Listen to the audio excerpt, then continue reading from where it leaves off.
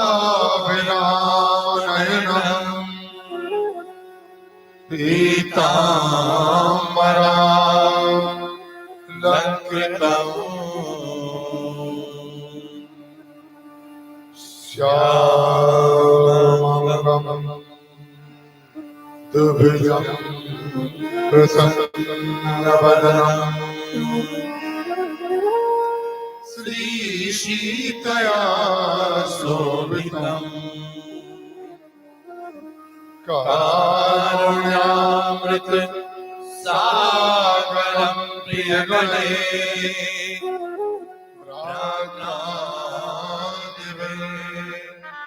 भावितम् वन्दे विष्णु शिवाभिषेकमनिशम्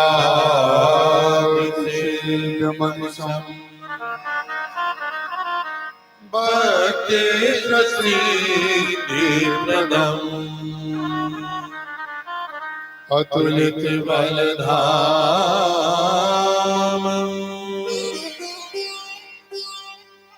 हेमशैला बलेहम् धनुज बन कृशालम् ज्ञानिनामग्रगण्यम् सकल गुण निधानम्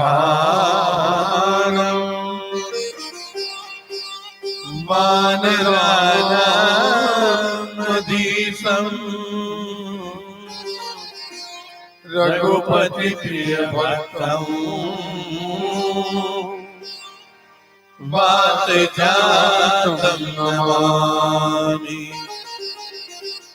गिरा अर्थ जल बीच सम कहियत भिन्न न भिन्न बंदो सीता राम पद जिनहि परम प्रिय खिल जनक सुता जग जननी जानकी अतिशय प्रिय करुणा निधान की ताके जुग पद कमल मनावो जासु कृपा निर्मल मति पावो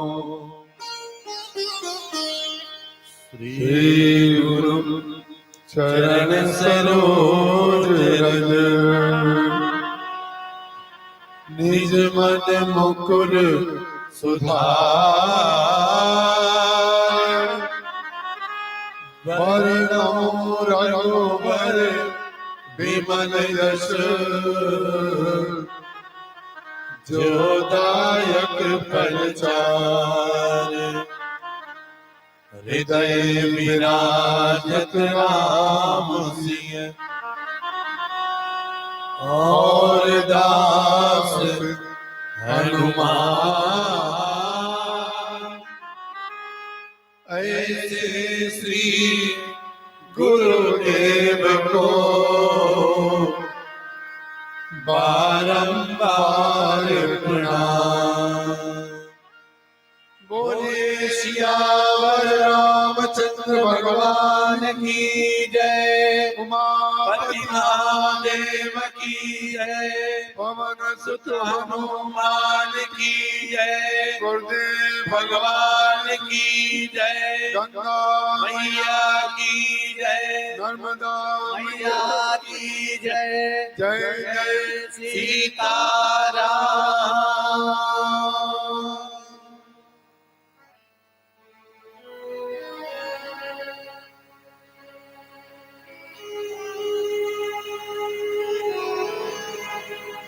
मैं अपनी संपूर्ण श्रद्धा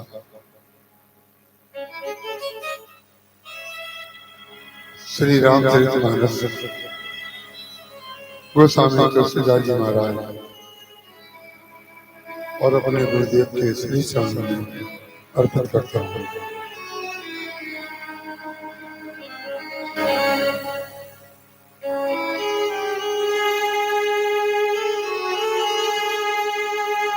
प्रभु अपने अविवेक दे बूझहु स्वामी थोड़ी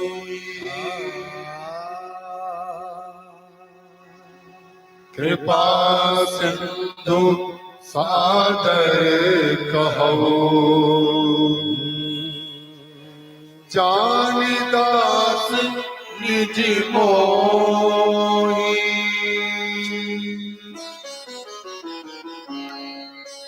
तुम सर्वज्ञ तगतम पारा सुमति सुशील सरल आचारा ज्ञान विरति भी ज्ञान निवासा रघुनायक के तुम प्रिय दासा कारण कवन देह पाई तात सकल मोहि काहू बुझाई रामचरित सरे सुंदर स्वामी पायऊ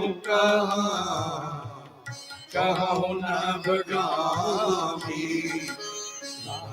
सुना मैं अस शिव पाही महाप्रलय हो नाश कर नाही मोहा बचन नहीं ईश्वर कहोई सो मोरे मन संशय हरि अग जग जीव नाग नर देवा नाथ सकल जगु काल कलेवा अंड कटाह अमित लयकारी कालु सदा दूर ते क्रम भारी अंडे कटाह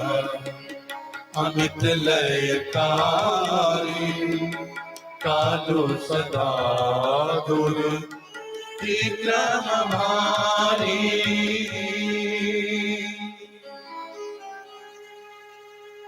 तुम ही न व्यापत काल अधिकरार कारण कवन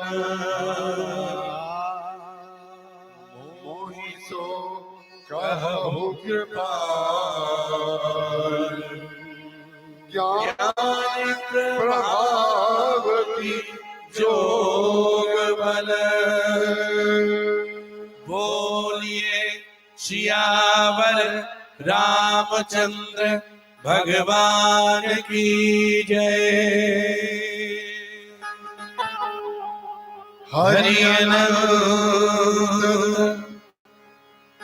हरि कथा अनंता कही सुनही बहुविधि सब संता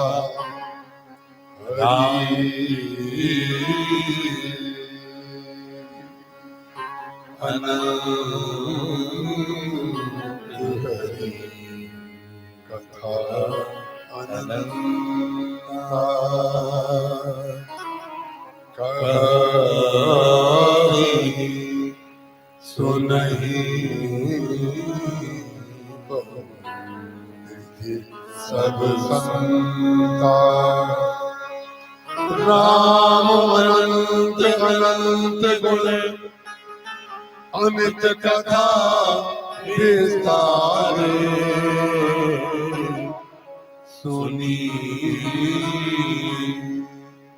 आचर जो न माने जिनके विमल विचार जिनके विमल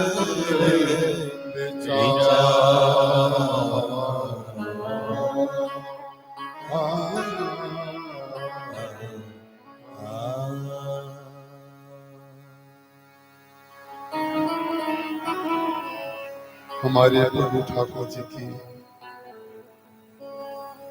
महती कृपा और उनकी साक्षात प्रत्यक्ष उपस्थिति में हमारे गुरुदेव की महती कृपा और उनकी साक्षात उपस्थिति में हमारा ये सौभाग्य था जब हमें उस भूमि पर राम कथा कहने का सौभाग्य प्राप्त हुआ जहां पर 80% लोग रामचरितमानस का पाठ करते हैं। कल एक बहन जी बैठी थी, उनको देख करके, उनकी होठों को देख करके मैं समझ गया इन्होंने रामायण को किया है। और वो बहन जी नहीं, जितने भक्त यहाँ बैठे हैं जिन्होंने रामायण नहीं की है, अभी उस बच्चे ने आज हमारे कमरे में आकर के वाक्य कहा। वो सामने बैठी है श्रेया, कई लोग बैठे हुए थे कमरे में। उसने कहा मैं 7 दिन तक आपकी कथा सुनने के लिए यहाँ पर अपनी बहन के पास आई थी और हमारे न जाने कितने प्रश्न थे जिसके सारे प्रश्नों का उत्तर आपकी कथा में हमें मिल चुका है और अब हमें कुछ भी पूछना बाकी नहीं है। जिस पृथ्वी पर रामायण को पीने वाले और रामायण को सुनने वालों की ये भाव स्थिति हो, हम उस भूमि को प्रणाम करते हैं।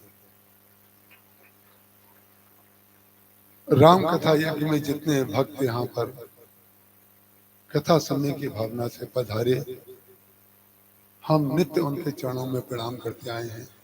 आज भी पुनः पूर्णता की संध्या में, पूर्णाहुति के दिन अपनी भावना महाराज श्री के गुरुदेव के आशीर्वाद के साथ आपके ऊपर बौछार करते हुए आपको आशीर्वाद देते हैं। मेरे पास जो नाम लिख करके आए हैं वो क्रम से लिखे हैं, तो मैं वो नाम आपके समक्ष बोलता हूँ।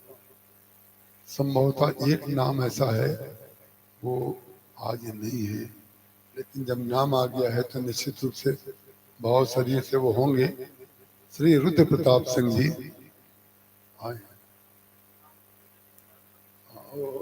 कोई बात नहीं, उनके नाम राशि है तो बात, रुद्र तो एक ही है, प्रताप भी एक है, उसमें चाहे वो रुद्र हो चाहे आप रुद्र हो, रुद्र तो एक ही होता है। तो ये प्रभु की कृपा है। 12 रुद्र, 12 रुद्र पे भी कुछ कह दूं लेकिन बाद में देखूंगा। श्री राजेंद्र भदौरिया जी, श्री गया प्रसाद शास्त्री जी, श्री कन्हैया सिंह जी, श्रीमती मीना सिंह जी, श्री भोला प्रसाद गुप्ता जी, श्री इंद्र शरण जी, डॉक्टर महेंद्र सिंह जी, श्री सुरेश प्रसाद पांडे जी, श्री ज्ञानेंद्र द्विवेदी जी, श्री चंद्र मोहन गुप्ता जी, श्रीमती मीना गुप्ता जी, एल के शर्मा जी, फूलचंद जी मिश्रा, श्री वीरेंद्र सिंह परिहार जी, श्री सूर्यपाल सिंह राजन जी, आलोक सिंह जी, श्री अभिमन्यु सिंह जी, श्री योगेंद्र तिवारी जी। इन सबकी सेवाएं बहुत महत्वपूर्ण हैं और विशेष रूप से आदरणीय मीना जी, जिनके द्वारा स्थापित इस भूमि में हम लोग यहाँ पर हाँ, गुप्ता जी नहीं दिख रहे हैं। अच्छा अच्छा, ओ अच्छा अच्छा, पाछे पवन तमेश्वर नावा। तो मीना जी भी नहीं दिख रहा। मीना जी तो बैठे मीना जी। देखिए, एक आगे बैठा है और एक पीछे बैठा है, इसका मतलब सब कार्य उनके संपुट में हो रहा है कि नहीं? आगे और पीछे रामायण जब लेते हैं ना, पहले ये रियल होती है, ये संपुट होता है। आप पीछे बैठ करके संभाल रहे हैं और आप आगे बैठ करके संभाल रही हैं, इससे ज्यादा क्या कहा जाए आपके लिए। और जिन जिन लोगों ने यहाँ पर हमारी व्यक्तिगत रूप से सेवा की और जो साल भर तक आपको कथा सुनाने के लिए रत रहते हैं, ऐसे श्री JL पांडे जी, श्री योगेंद्र पाठक जी और श्री मनोज जी तिवारी, ये भक्त की त्रिपुटी है। ज्ञाता ज्ञान गे, ये त्रिपुटी है। इस त्रिपुटी को हम इसलिए याद करेंगे, जो साल भर तक सींचता है जमीन को, तैयार करता है, बीज बोता है, तब कहीं ये खेती अंतिम दिन पीले पीले फूल निकलते हैं। पीले पीले फूल का तात्पर्य मैंने इसलिए कह दिया कि सरसों के जब नवंबर या किसी महीने में महाराज जी के साथ में, या मार्च में, याद नहीं आ रहा है, कहीं कहीं जाता था, तो जब सरसों की खेती कहीं महाराज जी देखते थे और पीले पीले पुष्प उसमें देखते थे, तो महाराज जी बड़े प्रसन्न होते थे और कहते थे देखो कितनी सुंदर खेती लग रही है। तो आज आप लोगों को देख करके मुझे ऐसे ही लग रहा है कि महाराज जी बड़े प्रसन्न हैं। और मैं कृतज्ञता ज्ञापन मालूम मैं क्यों करता हूँ, इसलिए स्पष्ट कर दूं, किसी को कुछ भ्रम ना हो जाए। कृतज्ञता ज्ञापन होना चाहिए आयोजकों की ओर से वक्ता के लिए, और मैं सब काम उल्टे करता हूँ। मैं कृतज्ञता ज्ञापन करता हूँ श्रोताओं के प्रति, क्योंकि मैं इसको अपना कार्य और व्यवसाय जीवन में कभी ना माना, ना है, ना कभी होगा। मैं मीना जी से कह रहा था कि मैं, हमारे यहाँ जो रामायण का पाठ होता है पांडे जी, उसकी तैयारी और गुरु पूर्णिमा की तैयारी और कहीं पर भी प्रवचन हो, उसकी तैयारी में मैं अपना हाथ ऐसे जुटाता हूं जैसे कन्या का पिता अपनी बेटी के विवाह में हर लगाता है। कई बार लोगों को आश्चर्य होता है, आपको व्यासपीठ पे बैठ के प्रवचन करना है और आप ये क्या कर रहे हैं। हमने कहा जिस समय प्रवचन करेंगे उस समय महाराज जी वो कराएंगे, इस समय महाराज जी ये करा रहे हैं। मैं सब कार्य अपने गुरुदेव की सेवा के लिए कर रहा हूँ और मेरा कोई उद्देश्य नहीं है। ये प्रवचन करना मेरा नर्तन है, नर्तन नर्तन है। जथा अनेकन वेश धरी नृत्य करे नट कोय, सोई सोई भाव दिखावई लेकिन आप न होए न सोए। ना मैं व्यासपीठ पे बैठ कर के व्यास होता हूँ और ना मैं किसी व्यवस्था को करते समय व्यवस्थापक होता हूँ। मैं सेवक था, सेवक हूँ और सेवक ही रहूंगा। यही मेरी इच्छा है, इसी के लिए मेरा जन्म हुआ था। जब मैं पाठ कर रहा था अभी अभी रामायण का, तो मैंने महाराज जी की ओर देखा, उस चौपाई को पढ़ा, कारण कमन देह ये पाई, तो मैंने वो हाथ अपने ऊपर लिया। ऊपर की 3 पंक्तियों में महाराज जी को देखा, चौथी पंक्ति में मैंने पूछा कि मेरा जन्म क्यों हुआ, ये देह मैंने क्यों पाई। जो काकभूषण जी महाराज से गरुड़ जी पूछ रहे हैं, ये हर व्यक्ति का प्रश्न होना चाहिए, हर व्यक्ति का प्रश्न होना चाहिए। जितने समाधान हैं वो सारे श्रोताओं के समाधान हैं, जितने प्रश्न हैं वो सारे श्रोताओं के प्रश्न हैं। और प्रश्न उत्तर जब कथा के किसी भी प्रसंग के रूप में होते हैं, तो मैं आप श्रोताओं के अंदर आंखों में झांक झांक करके देखता हूं कि आपको वो समाधान मिलता है। किसी को ज्ञान का समाधान मिलता है, किसी को भक्ति का समाधान मिलता है, किसी को कर्म का समाधान मिलता है, किसी को वैराग्य का समाधान मिलता है, किसी को विरति का मिलता है, किसी को रति का मिलता है। जिसको जाकी रही भावना जैसी प्रभु मूर्ति देखिए तिन तैसी। जिसकी जैसी भावना है। हमारे श्री रामलला पांडे जी, हमने कहीं वो जिस दिन कथा प्रारंभ होने वाली थी उस दिन वो कहीं बाहर थे, किसी विशेष संबंध में कोई कारण बना था। तो मैंने उनको टेलीफोन करके कहा कि भाई देखिए, आपको हमारी जरूरत हो या ना हो, लेकिन हमें आपकी जरूरत है। और मैं जीवन में ये बात अपने सेवक से लेके किसी भी व्यक्ति से कहने के लिए तैयार हूं और कहता रहता कि आपको मेरी जरूरत है कि नहीं मुझे नहीं पता, लेकिन मुझे आपकी जरूरत है। और मुझे जरूरत इसलिए है कि मुझे महाराज जी ने ये कार्य दिया है और इस कार्य में आप सहयोग करते हैं, इसलिए मैं आपको सबको प्रणाम करता हूं। तो अब मैं इस भाव में जो जो भूल गया हूं उसको आप लोग अब क्षमा करिएगा। अब मैं सीधे कथा में जा रहा हूं, क्योंकि मुझे पेंडुलम की तरह घड़ी का वो जो पुरानी घड़ी होती थी ना, उसमें नीचे लटकता रहता था, वो लटकता हुआ दिखाई देता है। पता नहीं कितनी बार घूमता है मुझे नहीं पता, लेकिन मुझे टेंशन रहता है कि 8:30 तक मुझे पूरा करना है। लेकिन आज थोड़ा 5-7 मिनट का अगर विलम्ब हो जाए तो उसके लिए आप मुझे क्षमा करिएगा। 5-7 मिनट का अंतर पड़ सकता है अंतिम दिन। तो आइए अब हम आपके समक्ष कथा के सूत्र आपको बताते हैं। पहले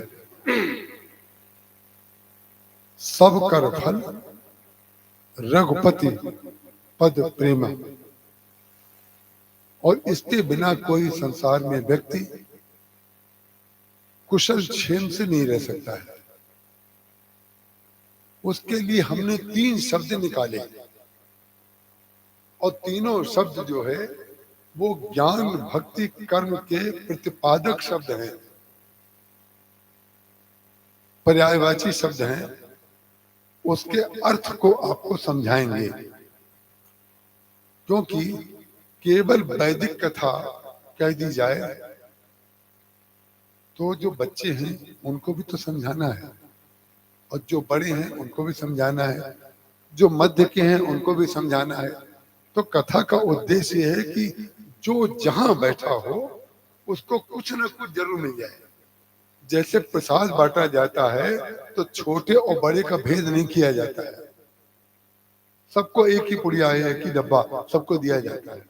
इसी प्रकार से कथा भी सबके लिए होती है और सबको सुननी चाहिए, सबके लिए सुनानी चाहिए।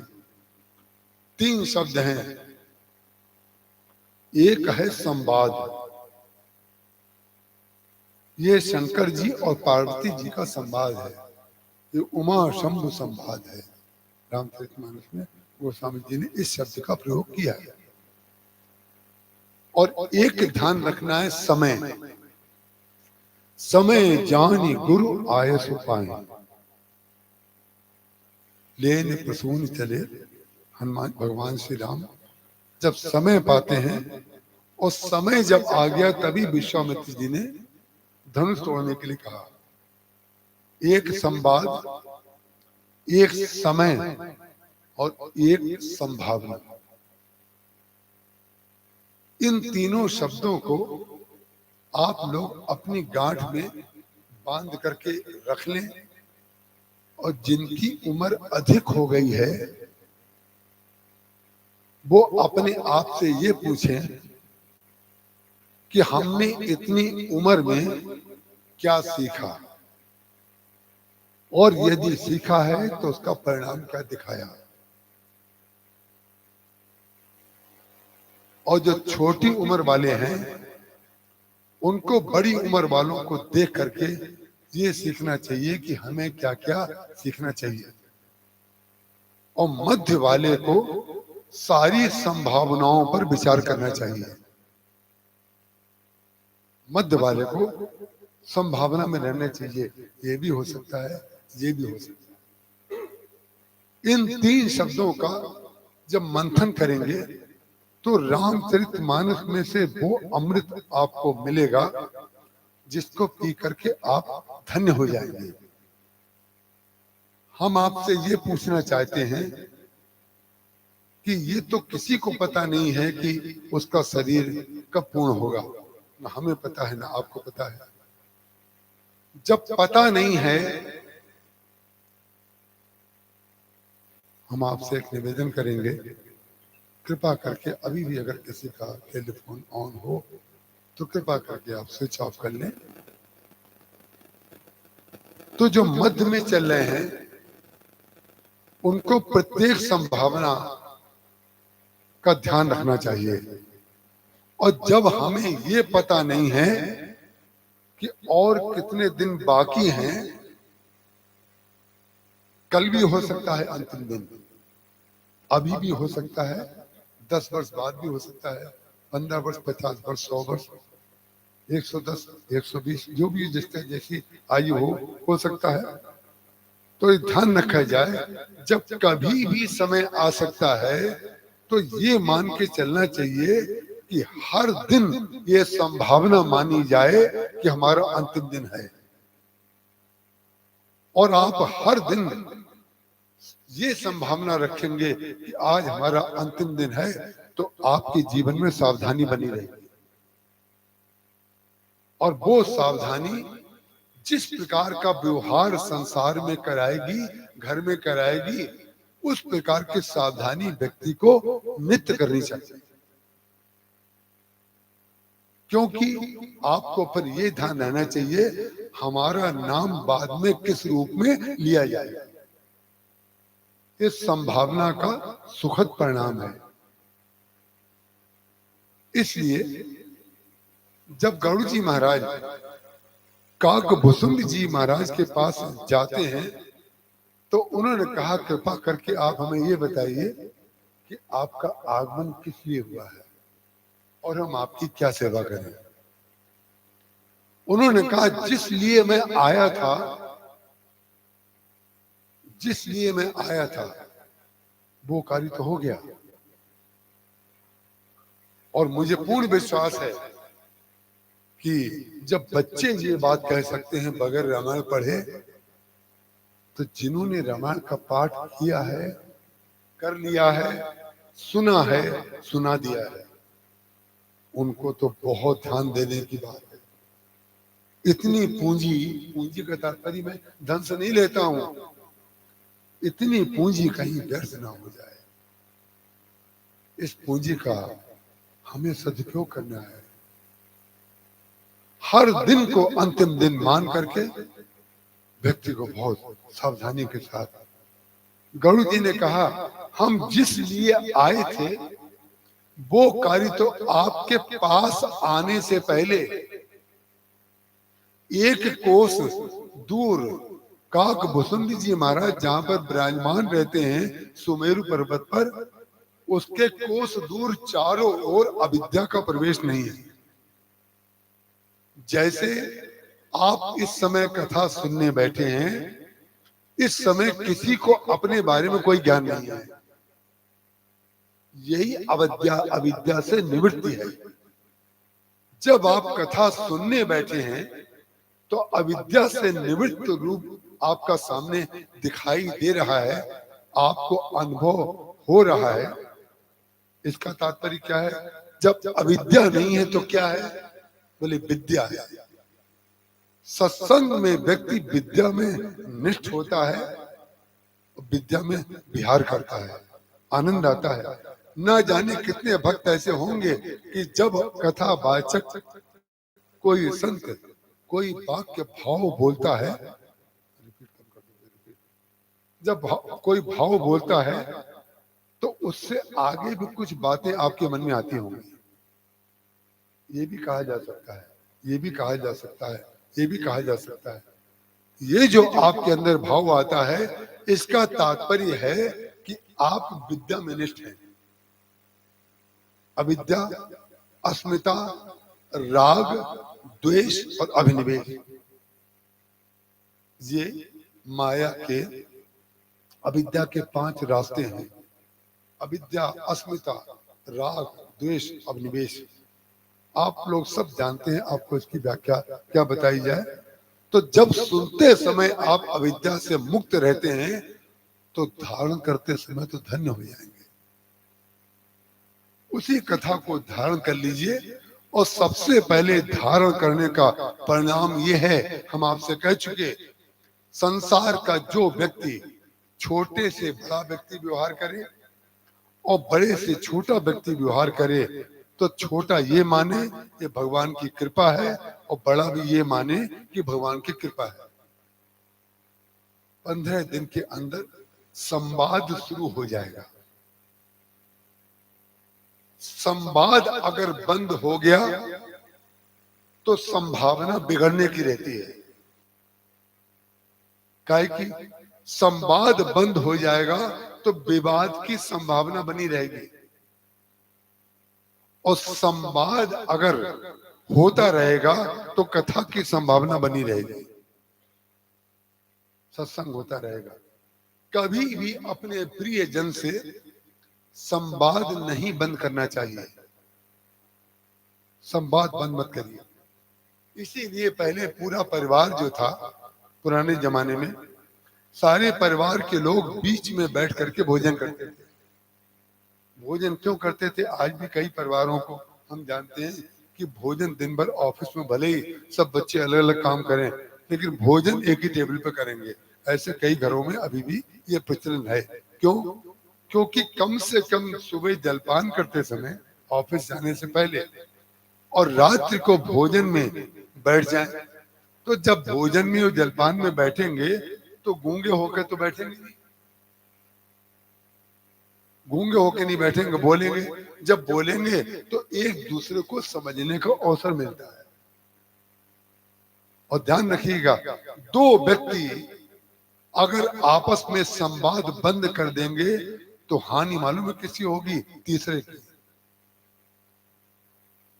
2 लोगों की हानि अगर हो रही होती तो उनको पता चल जाता हमारी हानि हो रही है, लेकिन आप जाने अनजाने में एक बहुत बड़ी व्यवस्था को हानि पहुंचा रहे हैं।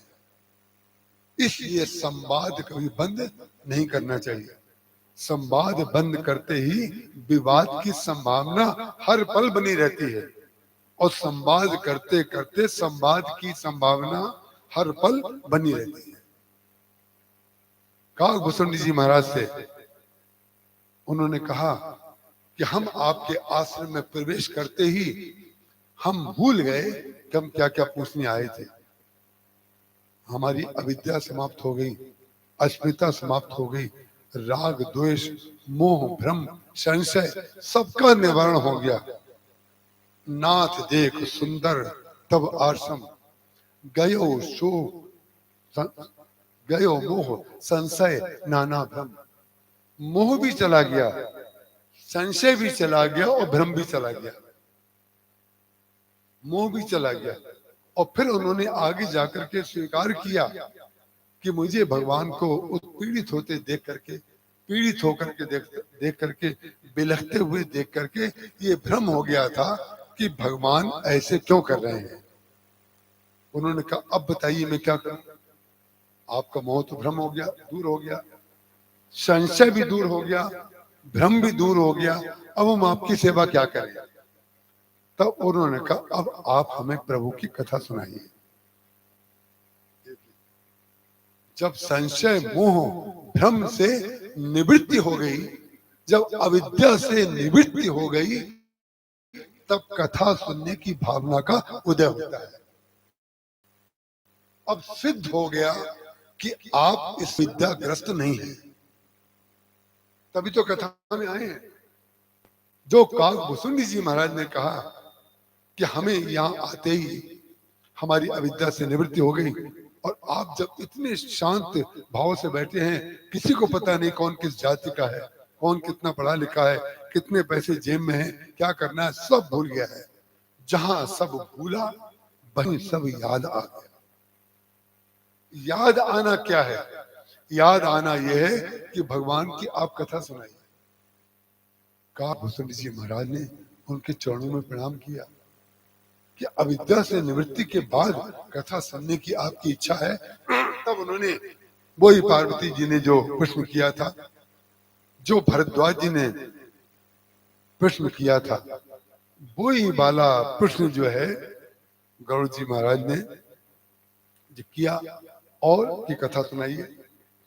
और काकभूषण जी महाराज ने भगवान की सारी लीलाएं सुनाई, और सारी लीलाएं जो सुनाई हैं उन्होंने उत्तर कांड में रामचरितमानस में दोहा क्रमांक 62 से लेकर के 67 तक रामचरितमानस को संक्षेप में कहा गया है।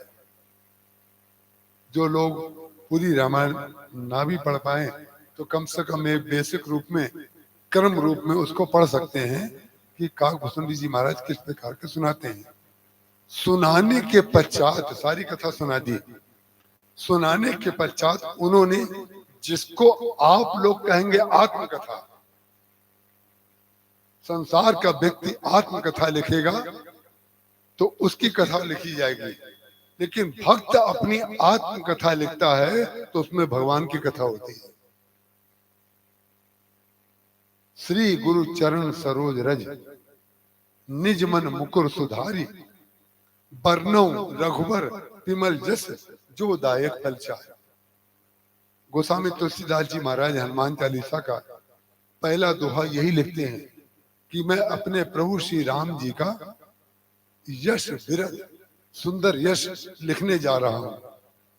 और जहां दोहा पूरा हुआ उसके बाद जय हनुमान ज्ञान गुण सागर, जय कपीस तिहुँ लोक जागर, राम दूत अतुलित बल धामा, अंजन पुत्र पवन सुत नामा, महावीर विक्रम बजरंगी, कुमत निवार सुमत के संगी। इसमें राम जी का यश कहाँ है? इसमें राम जी का यश कहाँ है? इसमें तो हनुमान जी का यश है। ध्यान रखिएगा, हनुमान जी के यश में ही राम जी का यश है, और राम जी के यश में ही हनुमान जी का यश है। काकभूषण जी महाराज संपूर्ण रामचरितमानस की कथा सुनाने के बाद अपनी आत्मकथा सुनाते हैं। और आत्मकथा इसलिए सुनाते हैं कि भले ही, क्यों सुना रहे हैं?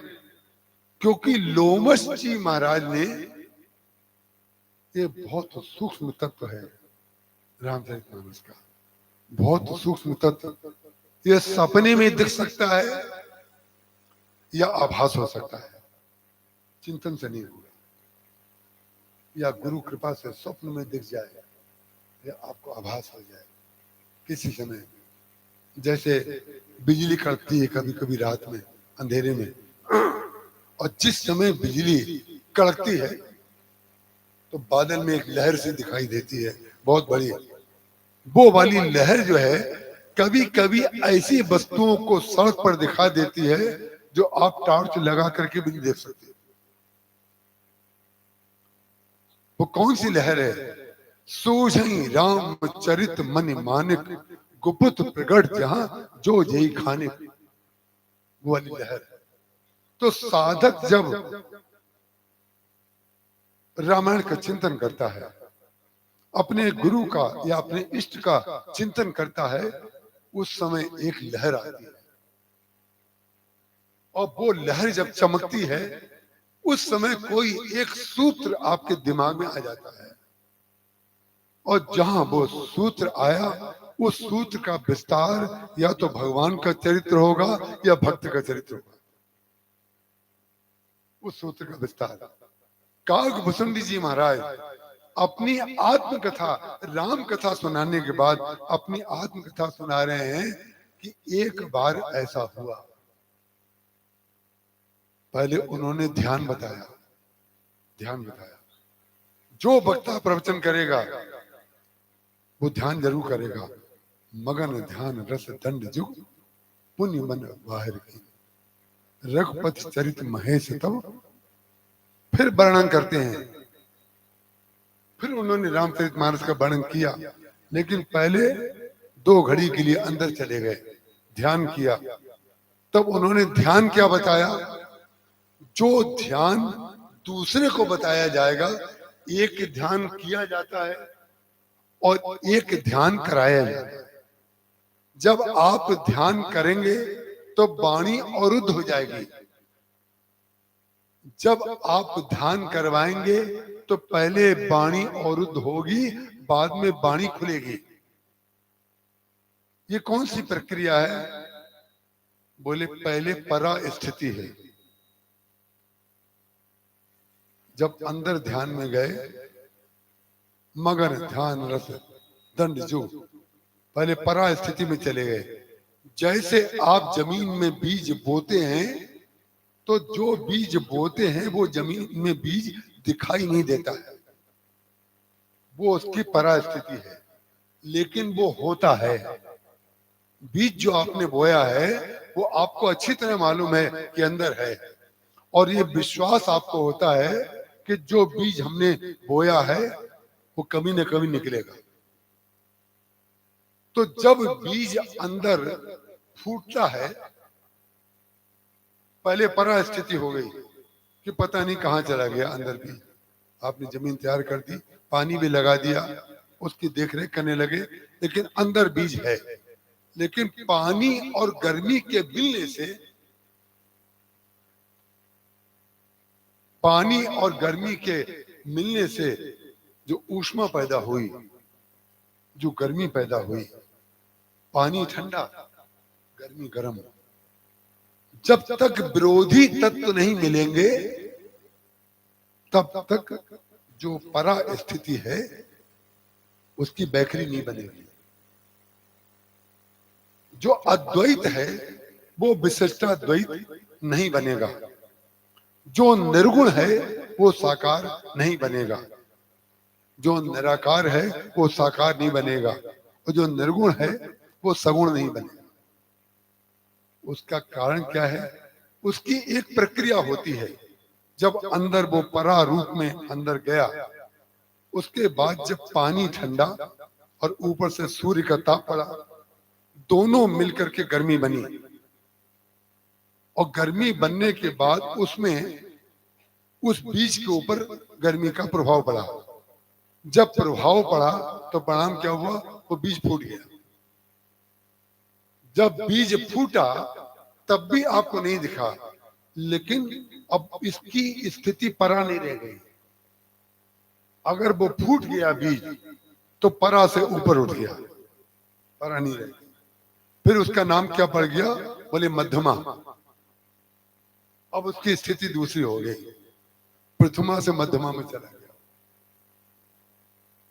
एक वचन से बहुवचन बन गया, लेकिन बहुवचन के बाद एक वचन से 2 वचन बना, लेकिन जब वो बहुवचन बनता है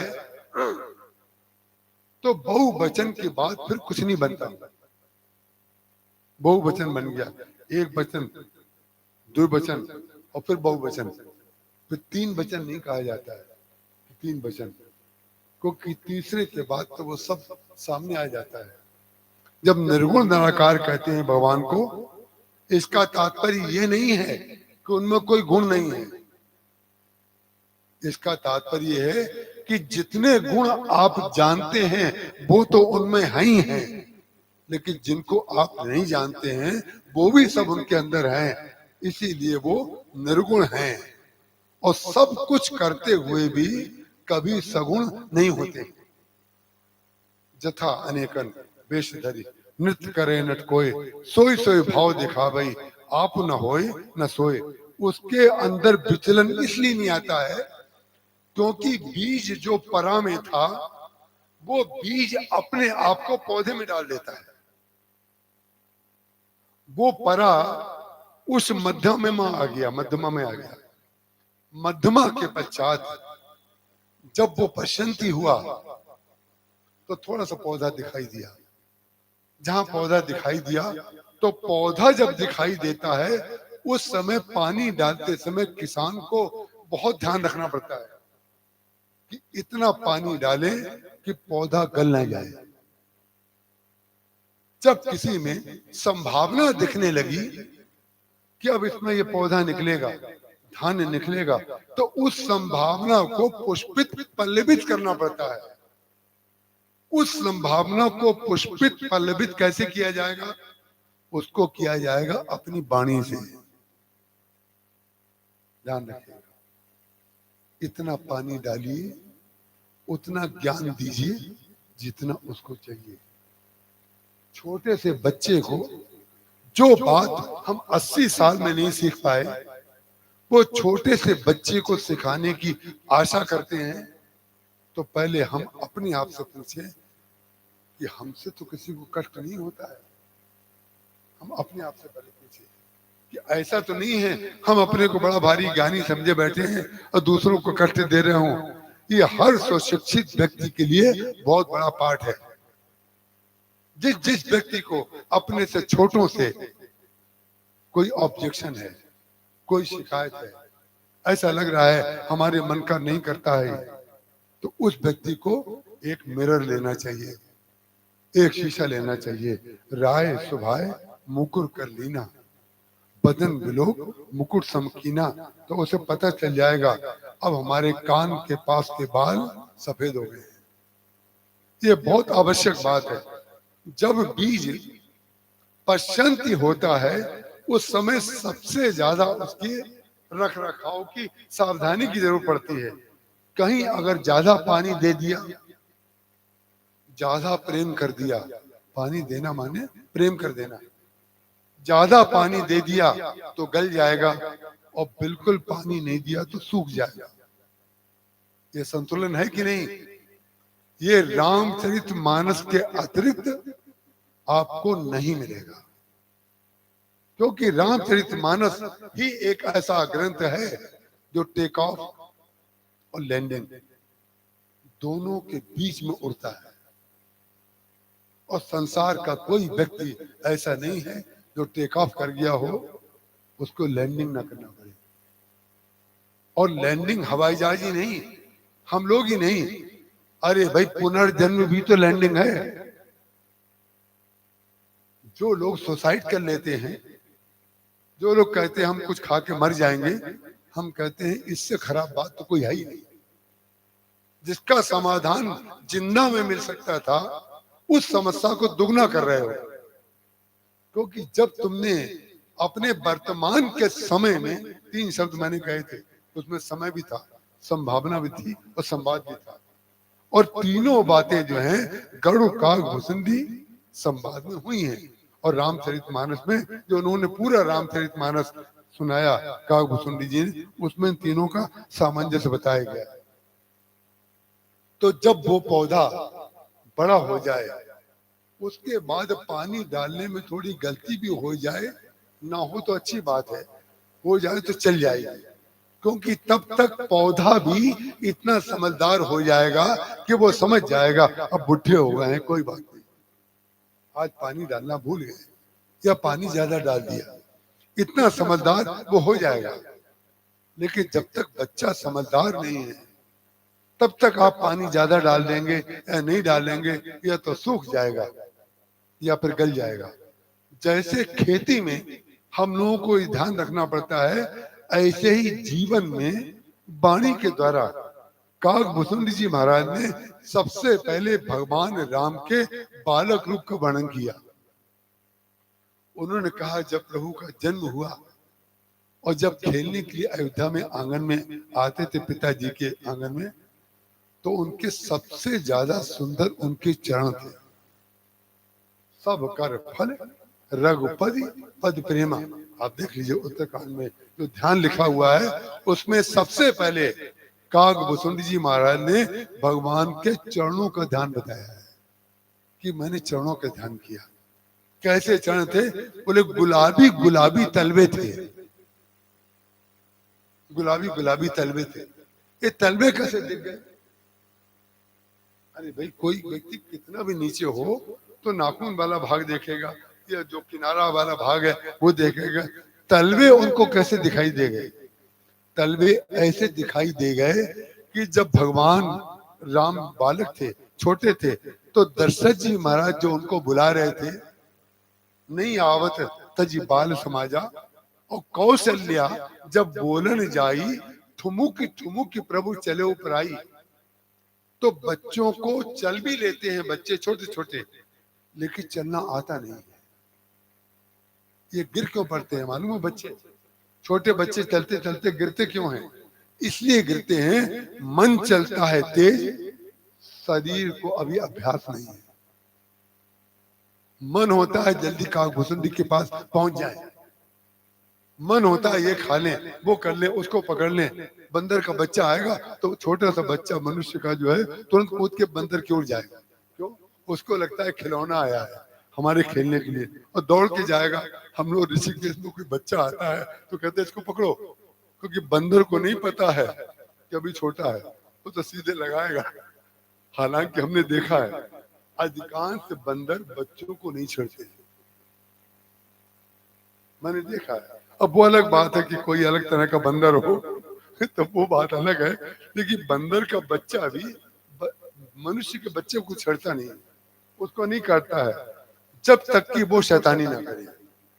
अगर गिट्टी उठा करके फेंकेगा उसके ऊपर तो काट लेगा, लेकिन वैसे बच्चों को कोई भी किसी भी जाति का बंदर हो, चाहे गाय का बच्चा हो, चाहे गाय हो, चाहे कोई भी बच्चे को नहीं परेशान करती।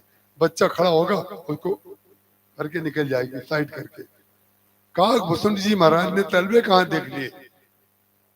कौशल्या जब बोलन जाई, ठुमुक ठुमुक प्रभु चले ऊपर आई। जब ठुमुक ठुमुक करके, और ठुमुक शब्द जो है कंकण किंकिनी नूपुर धुनि सुनि कहत लखन सन राम हृदय गुनी। रामचरित मानस में स्वर को कैसे सुनाया गया है, स्वर को कैसे सुनाया गया?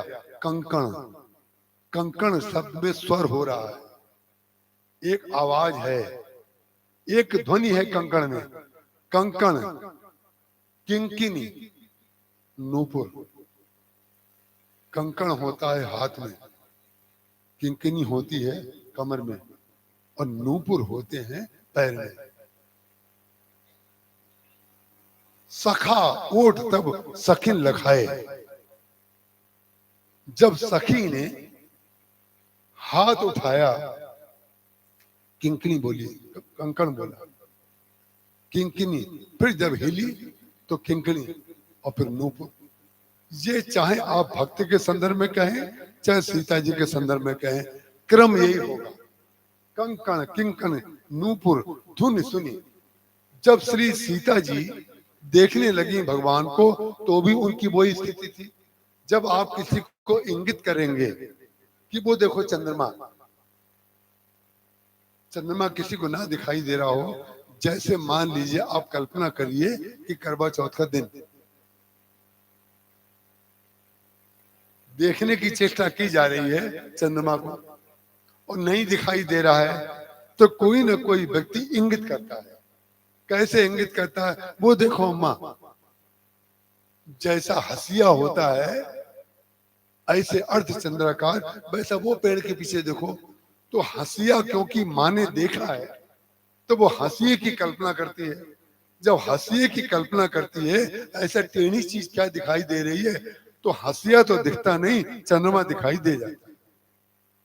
तो जब चंद्रमा दिखाई दे जाता है तो उनका व्रत पूर्ण हो जाता है।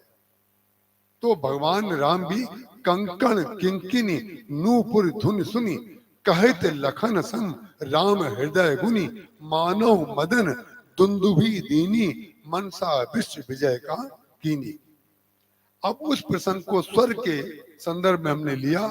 उस स्वर के संदर्भ में अयोध्या के उसी आंगन में आ जाए जहां पर कौशल्या जब बोलन जाई, ठुमुक ठुमुक। जब काकभुसुंडी को देख करके भगवान की इच्छा ये होती थी मैं अपने भक्त के पास जल्दी पहुंच जाऊं, तो काकभुसुंडी जी को भी तो इच्छा हो सकती थी कि उनको क्यों कष्ट हो, हम क्यों ना उड़ के पहुंच जाए। भगवान इतना कष्ट करके आ रहे हैं, उसकी जगह हम उड़ करके उनकी इच्छा पूर्ति कर दें। बोले नहीं, कभी कभी अपने स्वामी की इच्छा पूर्ति करने के लिए, उसको सुख देने के लिए उससे विरोधी स्वभाव बनाना पड़ता है। इस समय उनकी इच्छा अगर मेरे पास आने की हो रही है और मैं पहुंच जाऊंगा, तो उनको जो मुझे पाने की इच्छा हो रही है उस भाव की पूर्ति तो होगी नहीं। उनको आने दो। राम जी गिर गए, राम जी गिर गए तो परिणाम क्या हुआ? उन्हें तलवे दिखाई दे गए। वाह वाह, क्या तलवे हैं। अब काकभूषण जी क्यों चाहेंगे कि उठ के खड़े हो जाएं?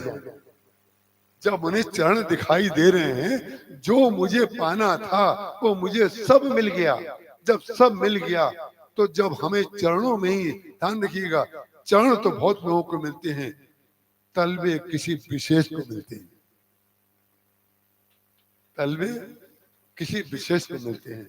ज्यादा से ज्यादा आप किसी के चरणों तक पहुंच सकते हैं, लेकिन जो तलवों तक पहुंच गया वो भगवान का निज भक्त होता है।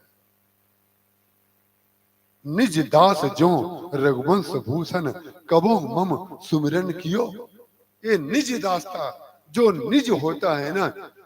हम अपने गुरुदेव के चरणों में रात को सरसों का तेल, अजवाइन डाल के, नमक डाल के तेल को गर्म करते थे और रात को तलवे में तेल लगाते थे। महाराज जी के तलवे बहुत चिकने थे, बहुत सुंदर थे। तो तलवा जो होता है उसमें गड्ढा बना रहता है, स्वाभाविक है, उसकी ऐसी बनावट ही होती है।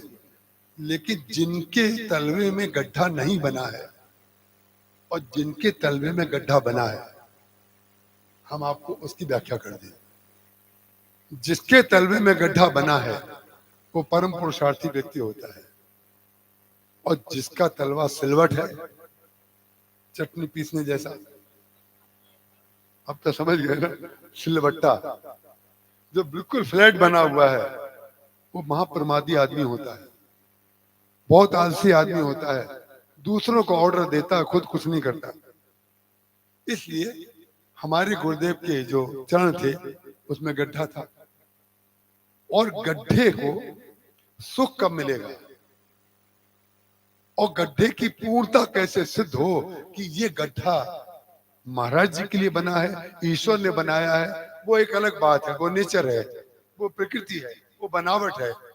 हम चाहते थे इस गड्ढे का भी सदुपयोग कर लें। तो वो जो नटखटी में करता था, पलंग के नीचे बैठ करके तेल लगाते लगाते जब पोंछ देता था गमछा से या तौलिया से, तो उसको गाल जो होते हैं ना, ये गाल उठे हुए होते हैं और तलवे में गड्ढा होता है। तो हमने कहा ये मौका बहुत बढ़िया है, ये देखने की इच्छा कर रहा है और वो उसको पाने की इच्छा कर रहा है। सुमति भूमि थल हृदय अगाधो, नट बोल्ट, एक की चूड़ी सीधी, एक की चूड़ी उल्टी। जब तक विरोधी ना हो तब तक टाइट कैसे होंगे?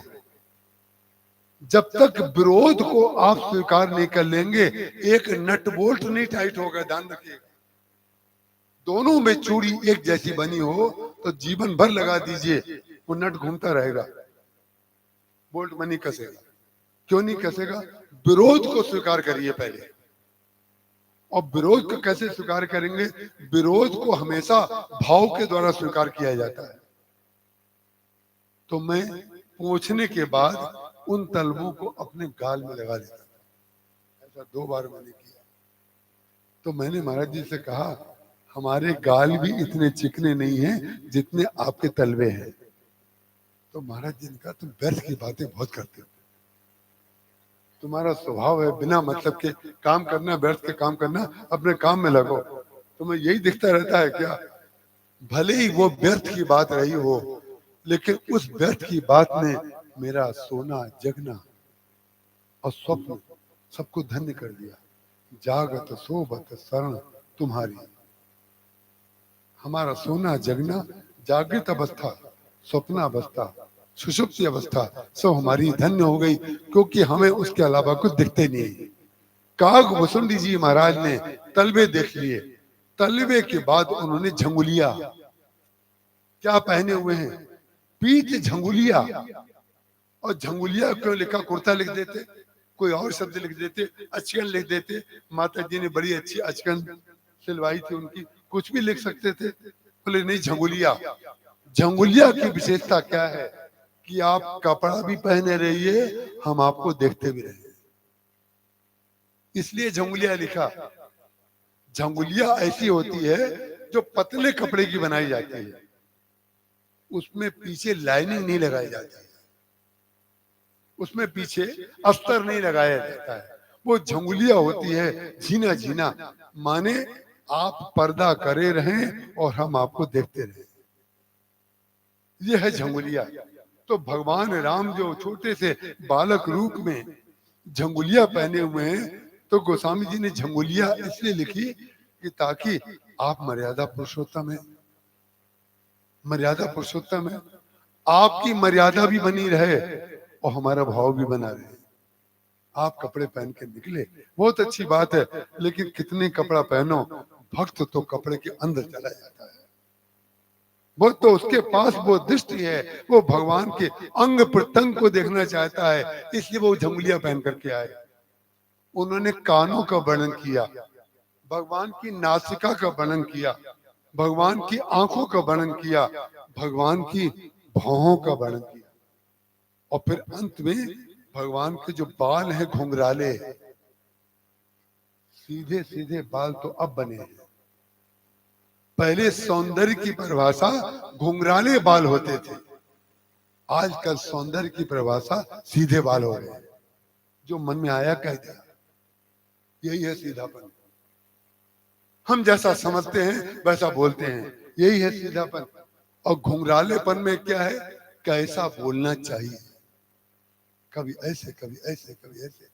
जब तक कि मोड़ नहीं होगा, जब तक कि जीवन में उतार चढ़ाव नहीं होगा, तब तक आप कोई सृजन कर ही नहीं सकते। एक तल्ला, दो तल्ला, तीन तल्ला, चार तल्ला जीना बनता है तो मुड़ता कि नहीं मुड़ता है। आपके शरीर में सारे अंग हैं, सारे के सारे अंग एक जैसे हैं क्या, साम्यवाद के विरोधी हैं कि नहीं सारे अंग। ये साम्यवाद क्या होता है, साम्यवाद हृदय में होता है, व्यवहार में तो भेद होता है, और भेद से ही सौंदर्य बनता है और भेद से ही व्यवहार बनता है। लेकिन अभेद में स्थित होकर के भेद का प्रयोग किया जाए। नाक की दवा आंख में नहीं डाली जाती, दोनों ड्रॉपर से डाली जाती है, आंख की दवा आंख में और नाक की दवा नाक में। ये भेद है कि नहीं। सारा का संसार, सारा संसार जो बना है, जो प्रकृति है, वो सब भेद से ही बनी है। और विचित्र बात है, जो भेद से बनी है उसका उद्देश्य अभेद में स्थित करना है, व्यक्ति को अभेद में स्थित करना है।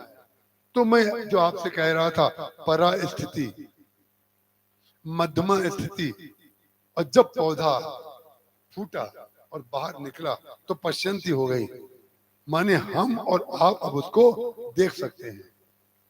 और पश्यंत के बाद फिर क्या हुई, भाई आपने आम का पेड़ लगाया तो आम को देखने के लिए थोड़ी लगाया, आपने कटहल का पेड़ लगाया कटहल के दर्शन करने के लिए थोड़ी लगाया। आप जो भी कार्य करते हैं उसका फल पाने के लिए करते हैं।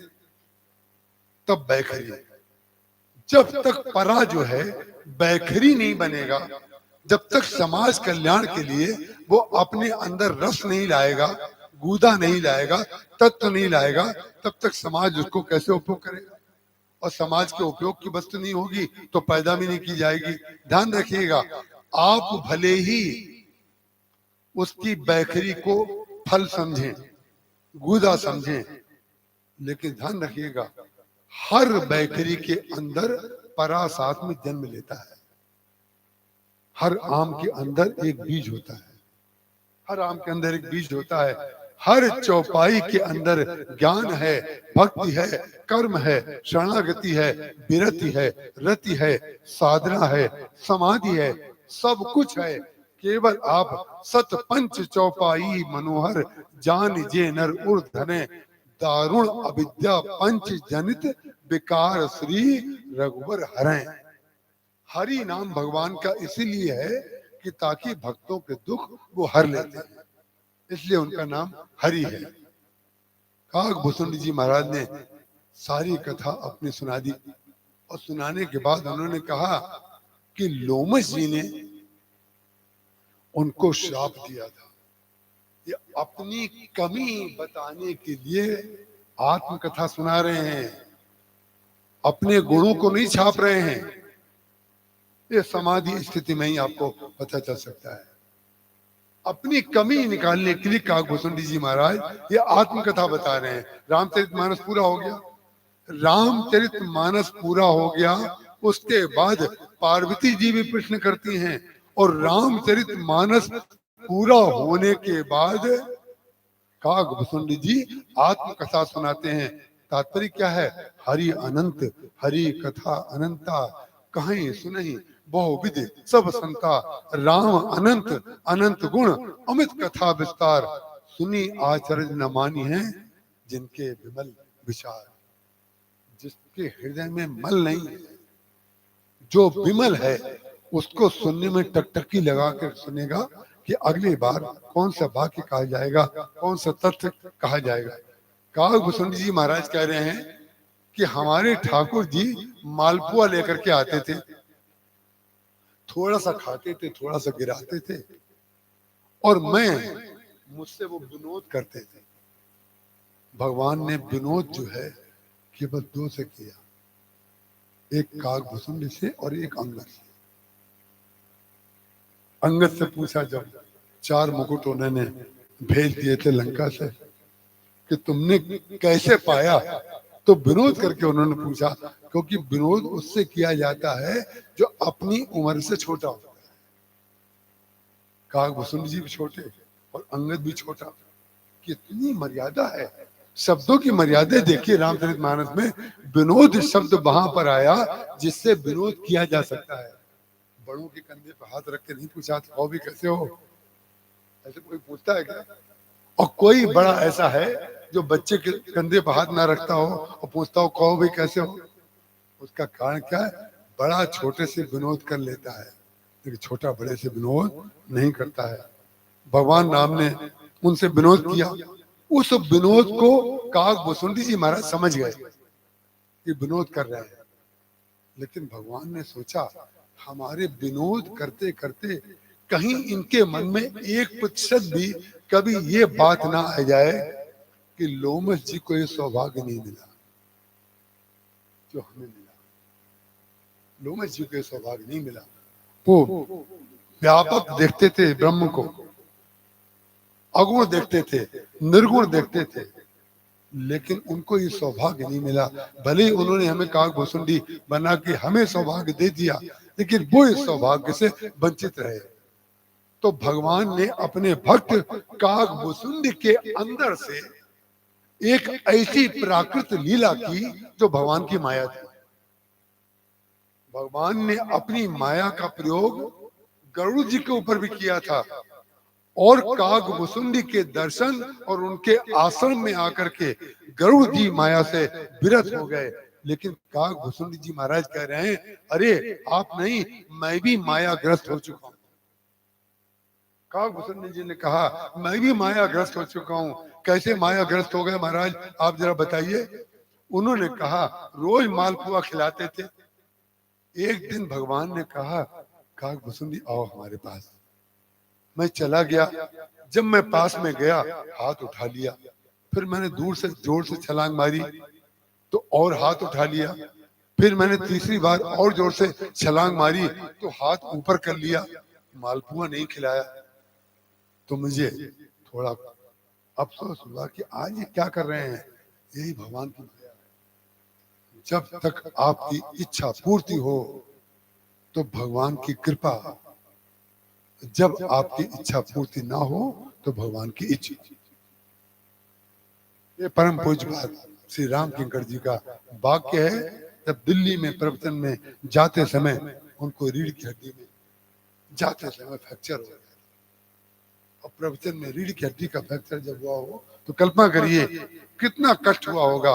उस दिन महाराज जी मंच पे नहीं बैठे, मैं व्हील चेयर पे ले गया था और व्हील चेयर पर बैठ करके ही प्रवचन किया। उन्होंने कहा प्रवचन तो होगा भाई, क्योंकि जब तक वाणी चल रही है तब तक प्रवचन नहीं रुकेगा। प्रवचन उसी दिन रुकेगा जिस दिन वाणी रुक जाएगी। प्रवचन करूंगा।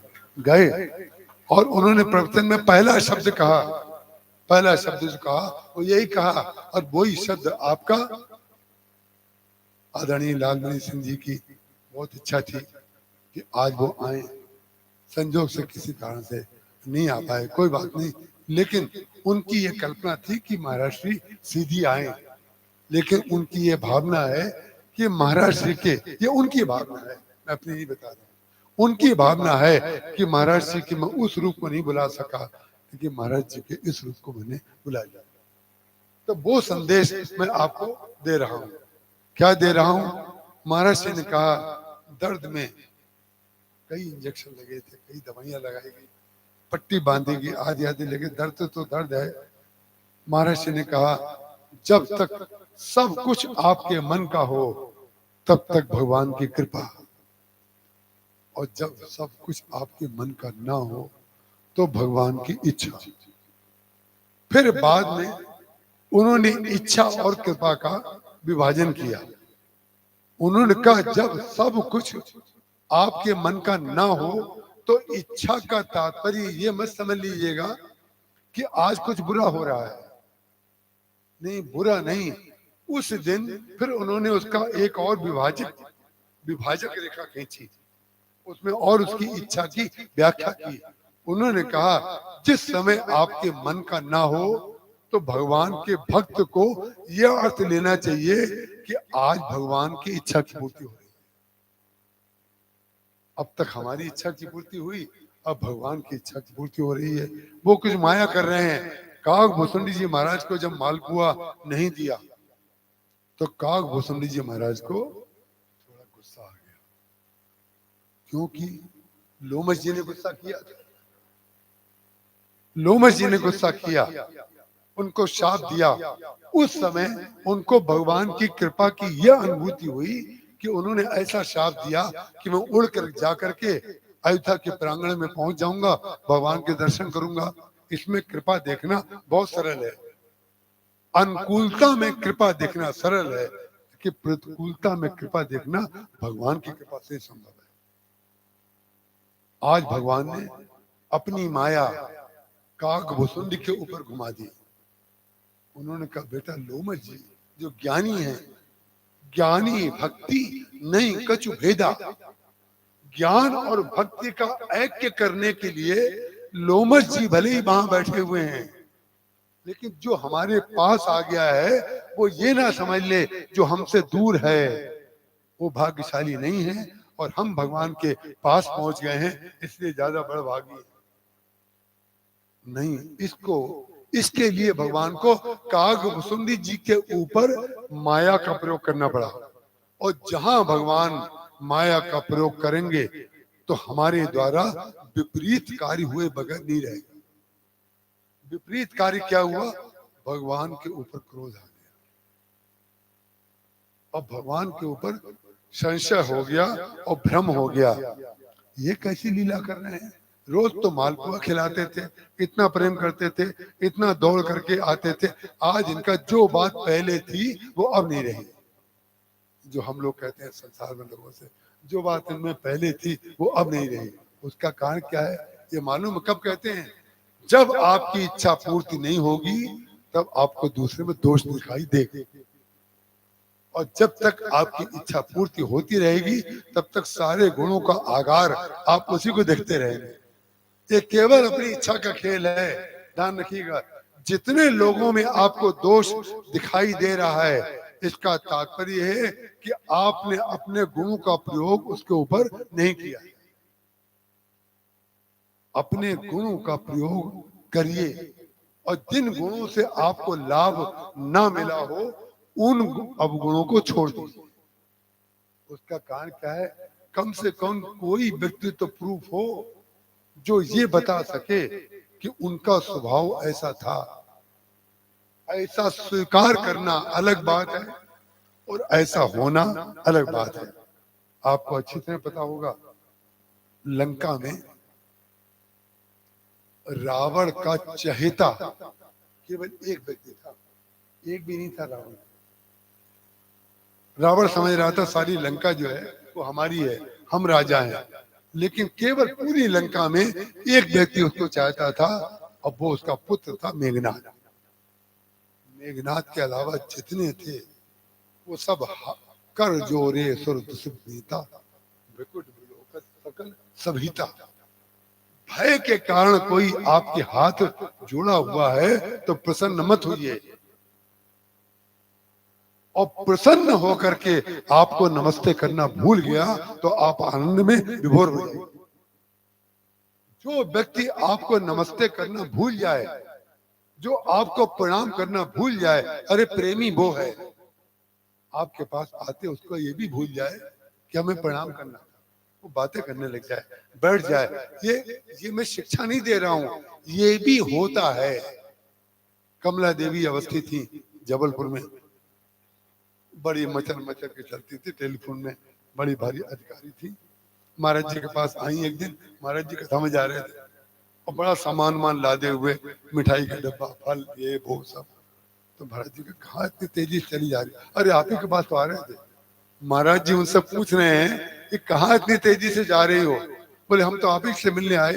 तो महाराज जी हम तो सामने खड़े हैं, हम सामने खड़े हैं, उनको महाराज जी नहीं दिख रहे हैं, उन्हें दिख रहा है कि कमरे में महाराज जी हैं, मैं उनको फल और फूल और ये वस्तु आदि जो जो भेंट करने का भक्तों का वो मैं दे दूं जाके। तो कहती क्या है, हम आपको गुरु दक्षिणा देना चाहते हैं।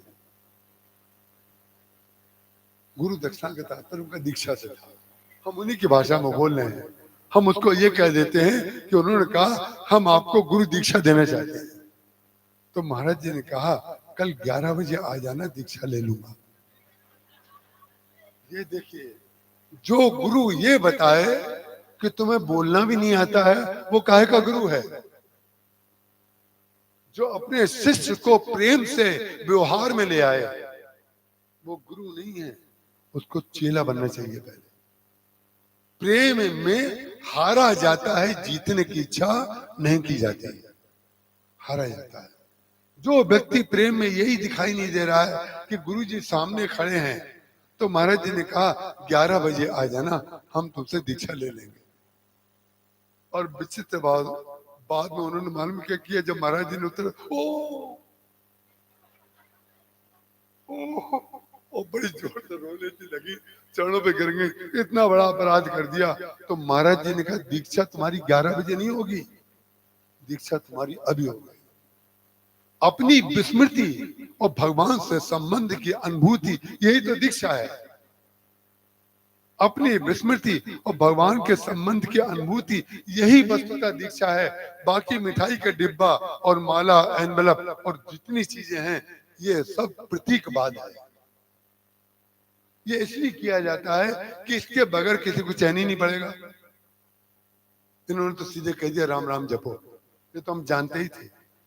ध्यान रखिएगा, जो आप जानते हैं उसी को जनाने के लिए गुरु बनाया जाता है। क्योंकि आप जो जानते हैं वो आपको लग रहा है जानते हैं, लेकिन जाने वाने नहीं है। काकभूषण जी महाराज को यह अनुभव हो गया भगवान की लीला। बोले जरा सा मैंने मालपुआ नहीं दिया, उतने में तुम्हें गुस्सा आ गया। तो वो जो उपदेश दे रहे थे और तुम नहीं मान रहे थे, तो उनका जो गुस्सा था वो भी सार्थक था। ये ज्ञान भक्ति का ऐक्य है, ये गुरु की महिमा है, ये भगवान की उपयोग। जब भगवान किसी भूल के मत होइए, माने भगवान आप कुछ बताना चाह रहे हैं। कोई व्यक्ति आपसे कटु बोलता है, आपको बुरा लगता है, इसका तात्पर्य भगवान ये कह रहे हैं कि आप लोगों से जब कटु बोलते हो तो और लोगों को बुरा लगता है। ये बताने के लिए उस व्यक्ति को हमारे घर में पैदा कर दिया, हमारे घर में उन्होंने पैदा कर दिया। क्यों पैदा कर दिया? ताकि आपको बाहर वाला तो ज्ञान नहीं दे सकता, कम से कम घर में तो ज्ञान ले लो। ज्ञान लेने का सर्वश्रेष्ठ स्थान घर होता है, क्योंकि माता पिता से बढ़ करके और कोई हितैषी आपका कोई नहीं हो सकता। चाहे माता पिता बच्चे से ज्ञान ले, चाहे बच्चा माता पिता से ज्ञान ले।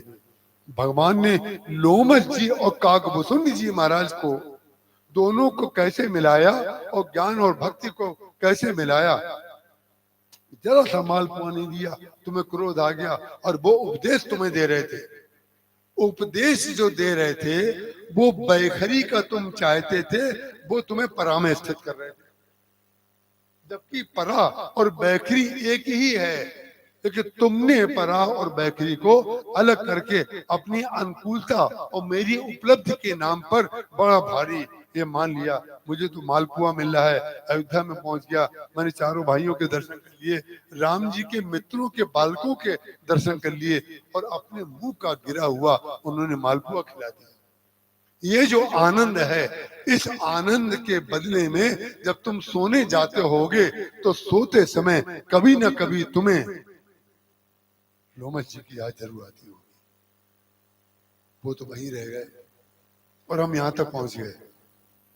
इससे दूर करने का काम भक्त का केवल भगवान कर सकते हैं, ध्यान रखिएगा। ये कथा भाषण नहीं है, ये मुख का बोला हुआ शब्द नहीं है, ये अनुभूति की बात है। परिणाम क्या हुआ, भगवान ने जब मालपुआ नहीं दिया, इनको क्रोध आ गया तो छज्जे पे जाके बैठ गए,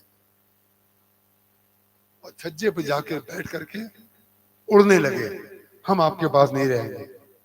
जितने लोग भगवान को मान रहे हैं वो ध्यान रखें, जिस दिन मालपुआ आपका नहीं देंगे तो आप भी उड़ जाएंगे। हमारा तो भगवान के ऊपर से विश्वास ही टूट गया। ये सुनने वाले न जाने कितने हमने देखे हैं। हमारे महाराज जी कहते थे, जिसका विश्वास भगवान के ऊपर से उठ गया वो विश्वास था कहाँ, वो तो कामना थी। जिसको आप कहते हैं अंधविश्वास, अंधविश्वास, अंधविश्वास, अरे अंधविश्वास जो है, जो विश्वास होता है वो तो अंधविश्वास ही होता है। विश्वास बिना अंधे हुए हो ही नहीं सकता। देखन को घनश्याम की मूरत, चाहिए सूर्य की आंधेरी आंखें, महादेवी जी वर्मा की पंक्ति है।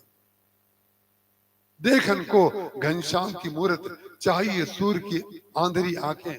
स्वामी शरणानंद जी महाराज, सूरदास जी महाराज ने भगवान कृष्ण की नित्य लीलाओं का अलग अलग वर्णन किया है।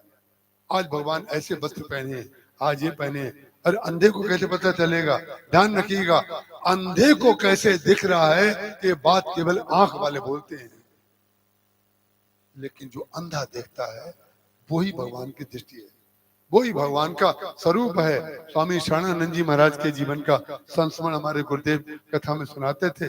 स्वामी शरणानंद जी महाराज जन्म से ही अंधे थे, उन्होंने कुछ देखे नहीं, जन्म से ही दिखाई नहीं पड़ता था। कोई ग्रंथ पर वो नहीं बोलते थे, लेकिन जो बोलते थे वो ग्रंथ सम्मत होता था। ये पढ़ के बोलने वालों के लिए बहुत बड़ा सबक है कि आप बार बार ये मत बताओ हमारी इतनी स्मरण शक्ति है। स्मरण शक्ति बता करके आप अपनी महिमा कम कर रहे हैं, बढ़ा नहीं रहे हैं। क्योंकि स्मरण शक्ति की सीमा हो सकती है, स्मृति की सीमा नहीं हो सकती। स्मरण शक्ति जो है किसी पात्र में रहती है और स्मृति अनंत होती है, वो आकाश होती है। इसलिए स्मरण शक्ति नहीं, स्मरण शक्ति से ऊपर चले जाइए। जब स्मरण शक्ति से ऊपर चले जाएंगे तब जो भगवान का स्मरण होगा।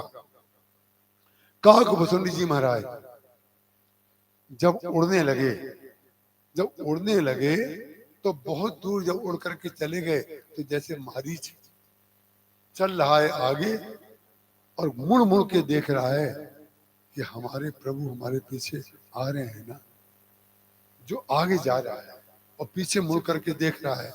अंगद भी आगे जा रहा था, अंगद चल रहा है आगे और मुड़ मुड़ के पीछे देख रहा है, शायद भरत जी को भेज दें, शायद लक्ष्मण जी को भेज दें, मेरा हाथ पकड़ लें आकर के और कहें ठाकुर जी बुला रहे हैं। लेकिन भगवान जब भेजते हैं और भगवान जब रखते हैं और भगवान जब बुलाते हैं, सब में उनकी कृपा होती है। और सब में कृपा होने के लिए भगवान ने इतने पात्रों का अलग अलग परिचय दिया, उनकी लीला दिखाई। काकभूषण जी महाराज बहुत ऊपर उड़ गए तो भगवान के प्रति जो प्रेम है वो तो बना रहता है ना। छोड़ देने से प्रेम थोड़ी छूट जाएगा। प्रेम तो सपने में भी दिखेगा, ध्यान रखिएगा। वो सपने में जग जग करके बताएगा कि आपका कौन है और आप किसके हैं। ये प्रेम का स्वभाव है। परिणाम क्या हुआ? काग भुसंडी जी महाराज ने जो ही मुड़ करके देखा तो देखा कि भगवान की भुजा, भगवान नहीं दिख रहे हैं, भगवान की भुजा उनके पीछे लगी हुई है। और भगवान तो किसी को नहीं दिखते हैं, लेकिन भगवान की भुजा सबके पीछे लगी, भगवान की भुजा सबके पीछे लगी है। और जब ये भागे तो सप्ताह वर्ण के पार चले गए। पृथ्वी, जल, वायु, तेज, आकाश, महतत्व, सत तत्व, ये 7 लोग जो हैं, कई लोग कहते हैं कि भागवत में सप्ताह का तात्पर्य क्या है। भागवत की सप्ताह का तात्पर्य 7 आवरणों से पूर्व आगे, उसके पार निकल जाना। इसीलिए 7 दिन होते हैं, 7 रंग होते हैं, 7 स्वर होते हैं, 7 रंग, 7 जो शब्द है, जो अंक है, बहुत महत्वपूर्ण है। क्योंकि 7 जो है वो आपको शिक्षा से मिल सकता है, लेकिन ईश्वर जो परा स्थिति में ईश्वर रहता है वो 7 में आ तो जाता है, लेकिन रहता 7 के पार। ना तत्र भासयते सूर्यो, ना वहां पर सूर्य की सत्ता है, ना वहां चंद्रमा की सत्ता है। यद गत्वा न निवर्तन्ते तद धाम परमं मम। ना वहां चंद्रमा है, ना अग्नि है, ना पृथ्वी है, ना आकाश है, ना ग्रह नक्षत्र हैं, कुछ भी नहीं है। जहां पर कुछ भी नहीं है, जब सूर्य और चंद्रमा भी नहीं है, इसका मतलब अंधेरा होगा वहां। जब सूर्य नहीं है तो अंधकार होगा? नहीं नहीं, वो तो परम प्रकाश है, परम प्रकाश। तो सूर्य जब नहीं है तो कैसे प्रकाश हो सकता है? तो सूर्य प्रकाश देता है। ये तो 7 आवरणों के अंदर जो ग्रंथ पढ़ करके, जो स्मृति जिन्होंने पढ़ी है, जिनकी याददाश्त अच्छी है, वो जानते हैं। लेकिन जिन्होंने स्मृति नहीं पढ़ी है, जिन्होंने भगवान के चरणों में सब कर फल रघुपति पद प्रेमा, उनको भगवान सपने में आके बता देते हैं कि कौन सी चौपाई का तात्पर्य कहां पर छिपा हुआ है। बोले कि वहां सूर्य नहीं है, वहां चंद्रमा नहीं है, तो वहां प्रकाश नहीं होगा। बोले नहीं, सब कर परम प्रकाशक जोई, राम अनादि अवधपति सोई। सोई माने तत्पदार्थ, माने सूर्य जो प्रकाशित कर रहा है आपको, सूर्य जो प्रकाशित करता दिखाई दे रहा है, वो सूर्य जो व्यक्ति करता दिखाई दे रहा है, उसके पीछे अकर्ता जरूर होगा। जितने कर्ता संसार में हैं, वो ये ध्यान रखें, उनके पीछे अकर्ता ना हो तो वो कर्ता हो ही नहीं सकते। सूर्य में प्रकाश आएगा कहां से? समुद्र में जल आएगा कहां से? आकाश में अनंतता आएगी कहां से? सुंदरता में सुंदरता कहां से आएगी? सुंदरता कहां सुंदर करई, छब गृह दीप शिखा जनु बरई। सीता जी सुंदर नहीं है, सीता जी सुंदर को सुंदर बनाने वाली हैं। भगवान राम सूर्य नहीं है, वो सूर्य को प्रकाशित करने वाले हैं। जब वो 7 आवरणों पर जाकर के रुक गए, तब देखा कि ये क्या दिख रहा है। तब काकभूषण जी महाराज ने कहा, जो नहीं देखा, नहीं सुना, जो मनहु न समाये, सो सब अद्भुत देखे, परन कवन विधि जाए। जो नहीं देखा, जो देखा है वो बुद्धि ने देखा है, जो सुना है वो बुद्धि ने सुना है, जो अनुभव किया है गो गोचर जहां लगी मन जाई, सो सब माया जानियो भाई। जो जो आपकी इंद्री का विषय है वो माया है, लेकिन जहां पर इंद्री थक जाए, शरणागति हो जाए, को कछ कही न को कछ पूछा, प्रेम भरा मन गति अति छूछा। ये छूछी स्थिति जब आती है तो काग भुसुंडी जैसे ज्ञानी और काग भुसुंडी जी जैसे भक्त कहते हैं, जो नहीं देखा नहीं सुना, जो मनहु न समाये, सो सब अद्भुत देखे हो। वरन कवन विधि चाहे। जिसका वर्णन व्यक्ति नहीं कर पाता है उसका नाम है अनिर्वचनीय। वर्णन जब तक होगा तब तक माया का वर्णन होगा, और जब वाणी अवरुद्ध हो जाएगी, जब स्वप्नावस्था आपकी आएगी, उस स्वप्नावस्था में, जागृत अवस्था में, सुषुप्ति अवस्था में, जब तीनों अवस्थाओं में आपकी स्थिति राम में स्थित हो जाएगी, तो काग भुसुंडी जी कहते हैं, सब कर फल रघुपति पद प्रेमा। और इसको पाए बगैर कोई व्यक्ति क्षेम को प्राप्त नहीं हो सकता। बिल्कुल राइट टाइम लैंड हो गया। राइट टाइम, जब राइट टाइम लैंड होता है तो घोषणा की जाती है, हम बिल्कुल ठीक समय पर उतरे हैं। तो मैं आपसे संक्षेप में, आज मैंने बहुत मेहनत की। क्यों मेहनत की? क्योंकि जूस निकालने में गुठली को अलग करना पड़ता है, सूते को अलग करना पड़ता है, और बड़ी मेहनत भी पड़ती है दबाने में। काटना सरल है, जब दबाया जाता है जूस निकालने के लिए, इसलिए कि वो 8:30 बजे का हिल रहा था, कहीं देर ना हो जाए, कहीं देर ना हो जाए। लेकिन हम आपको एक बात बता देना चाहते हैं, हमें नहीं पता किसने संदेश वो भिजवाया था, लेकिन हम ये बताना चाहते हैं कि उन सज्जन को चाहिए कि काल से ऊपर उठ जाएं। काल के ऊपर से कौन उठता है और काल किसके पीछे पड़ता है? भगवान का भक्त काल के ऊपर रहता है, और काल किसके पीछे पड़ा रहता है? लव निमेश परमाणु जुग बरस कलप सरचंड, भजसी न मनते राम का काल जासु को दंड। भगवान का धनुष और बाण जिसके पीछे लगता है उसको काल दिखाई देता है। एक सज्जन ने हमसे कहा, हो गया हो गया, कथा तो इतनी देर में ही पूरी हो सकती है, हो गया, हमें सीरियल भी देखना होता है। धन्य है, वाह वाह, क्या हो गया, हमें सीरियल भी।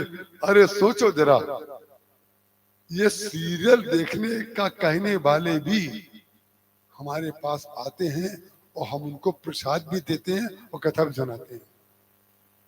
जब तक आपके अंदर भगवान ना हो, आपके गुरुदेव ना हो, तो आपके मुंह से ये बात निकल सकती है। जब सीरियल के लिए, एक बात बताओ, 8:30 बजे के बाद अब करोगे क्या घर में जाके? बता सकते हो? कोई बता दे। और जो करते हो उसका परिणाम आपको क्या मिलता है ये बता दे। ना आप परिणाम के द्वारा प्रूव कर सकते और ना अपने कार्य के द्वारा कर सकते। जो करना था वो तो समय पूरा हो चुका, अब तो परिणाम आने बाकी है। अरे भाई, जब डब्बे में चले गए वोट, फिर तो परिणाम आते हैं। अब तो डब्बे में जाते ही नहीं है, अब तो सब ऑनलाइन है। अब जो ऑनलाइन जो लोग करते हैं वो इस बात को जाने, अब तो परिणाम आने बाकी है। इसलिए कथा में काल से ऊपर उठ जाइए और संसार में काल में रहिए, तभी कथा सुनने की विशेषता है। संसार में काल दिखाई देता रहे और कथा में काल से ऊपर उठ जाएं। लेकिन हमने आपकी भावना के लिए, आपकी सेवा के लिए, आपके प्रति संबंध के लिए उस संबंध को संबंध रूप में देखा। सोनी जी सोच रहे होंगे हमारा नाम ही नहीं आया, क्योंकि यज्ञ नारायण जी हैं। यज्ञ तो नारायण जी के लिए होता है, तो उनको लग रहा होगा इतनी कथा याद रहती है, यज्ञ को ही भूल गए और यज्ञ के साथ साथ नारायण को ही भूल गए। अरे हमें यज्ञ भी याद रहता है, नारायण भी याद रहता है और दास भी याद रहते हैं। और हमारे रामलला जी की कथा तो पूरी हो गई। आज काग भुसुंडी जी महाराज ने रामलला का तो वर्णन किया। तो आइए अब हम लोग आज हनुमान जी का भजन गाएंगे। हनुमान जी का भजन गाने में ये लाभ है कि 4 पंक्तियां अपने गुरुदेव की भी गाने का अवसर मिल जाएगा। महर्षि के हनुमान जी जिनका दर्शन मैं कल करूंगा, ये सीधी से बनारस जाने का एक सबसे बड़ा लाभ ये है कि हमें हनुमान जी के दर्शन मिल जाते हैं। ये सीधी में कथा का प्रसाद है कि हमें यहाँ की कथा कहने के बाद हनुमान जी मिल जाएंगे। और उन्हीं हनुमान जी के लिए जिनकी कृपा से हमारे गुरुदेव का जन्म हुआ, उन्हीं हनुमान जी के लिए महाराज जी ने जो पंक्तियां लिखी थी, वो पंक्तियां मैं आपके सामने पढ़ करके सुनाता हूँ। आंजने आते जो न व्यथित धरा के बीच, भूमि भार भारी को स्नेह से उठाता कौन, कौन रंग पाता भला प्रबल पयोनिधि को, बंदिनी विदेह जाको, बस जन्मी धर धीरा कपिन सहित आई है रघुवीरा, बंदिनी विदेह जाको, धीरज धराता कौन। लंका को जला के मारे अजीत निशाचरों को, प्रीतम प्रिया का मधु मिलन कराता कौन। राम गुण गायक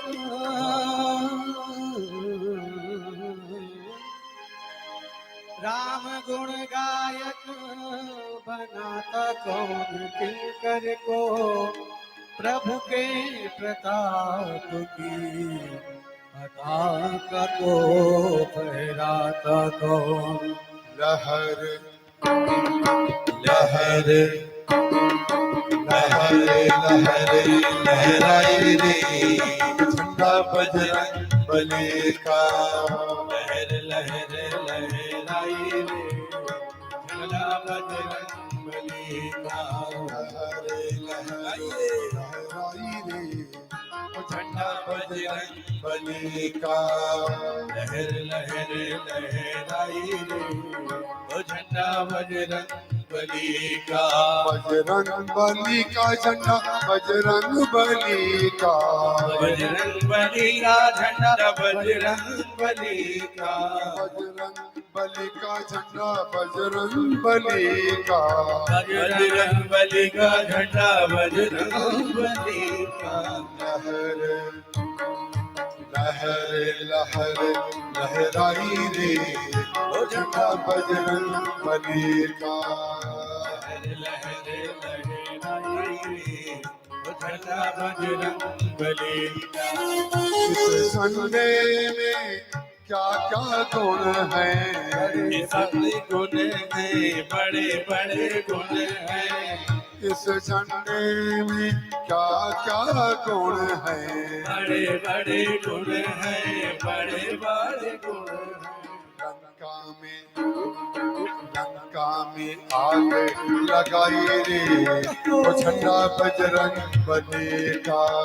लंका में आग लगाई रे, वो झंडा बजरंग बली का। लहर लहर लहराई रे, वो झंडा बजरंग बली का।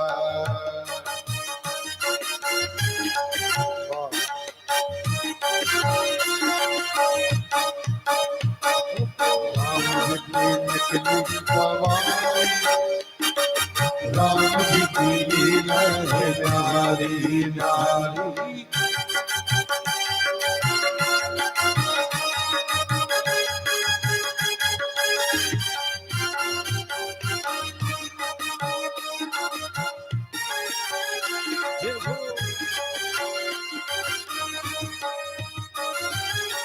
इस झंडे में क्या क्या गुण हैं, बड़े बड़े गुण हैं, बड़े बड़े गुण हैं। लक्ष्मण के प्राण बचाई रे, झंडा बजरंग बली का। दुश्मन के प्राण बचाइए, झंडा बजरंग बली का। लहर लहर लहराई रे, ओ झंडा बजरंग बली का। लहर लहर लहराई रे, झंडा बजरंग बली का।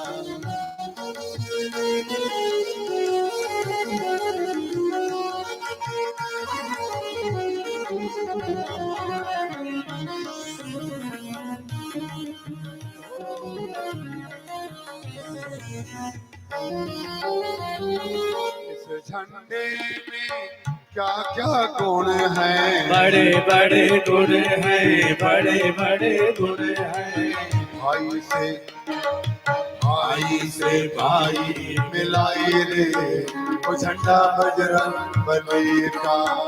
भाई से भाई मिलाई रे, झंडा बजरंग बली का।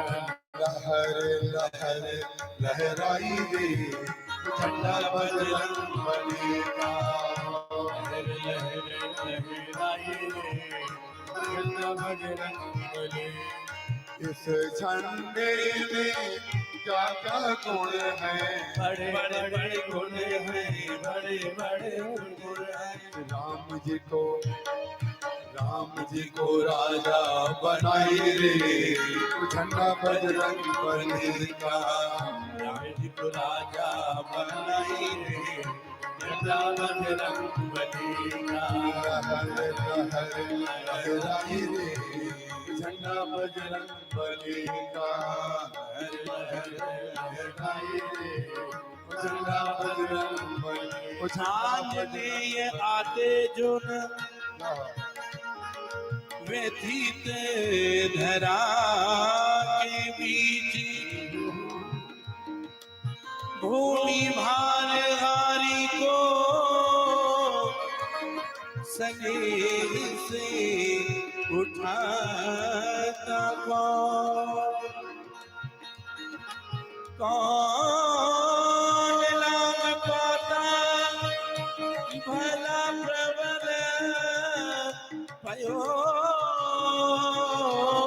निधि को। बंदनी विदे जाको धीरज धराता को।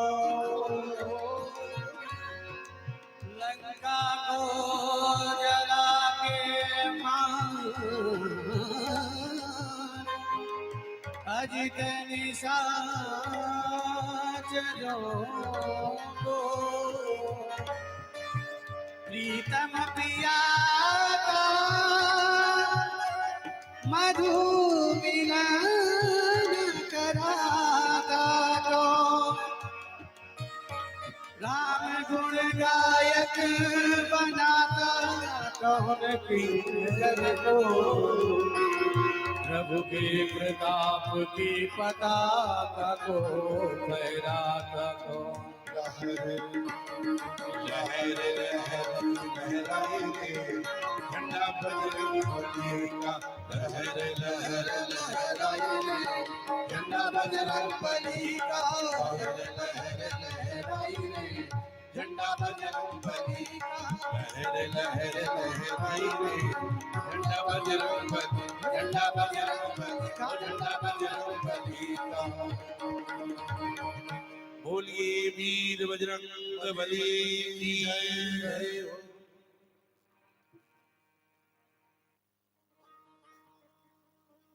नाथ कृपा मम गत संदोहा, राम चरण उपजो नित नेह। नव नेह मैं कृतकृत्य भयउ अब तब प्रसाद विश्वेश। उपजी राम भगत दृढ़ बीते सकल कलेश। ये काकभूषण ने कहा। और ये जो गरुड़ का संवाद है, ये केवल ये नहीं है कि मतलब भगवान का नाम, भगवान की कथा, भगवान की भक्ति और सत्संग, ये इन सब का फल यही है कि सबकल पर रघुपति पद प्रेमा।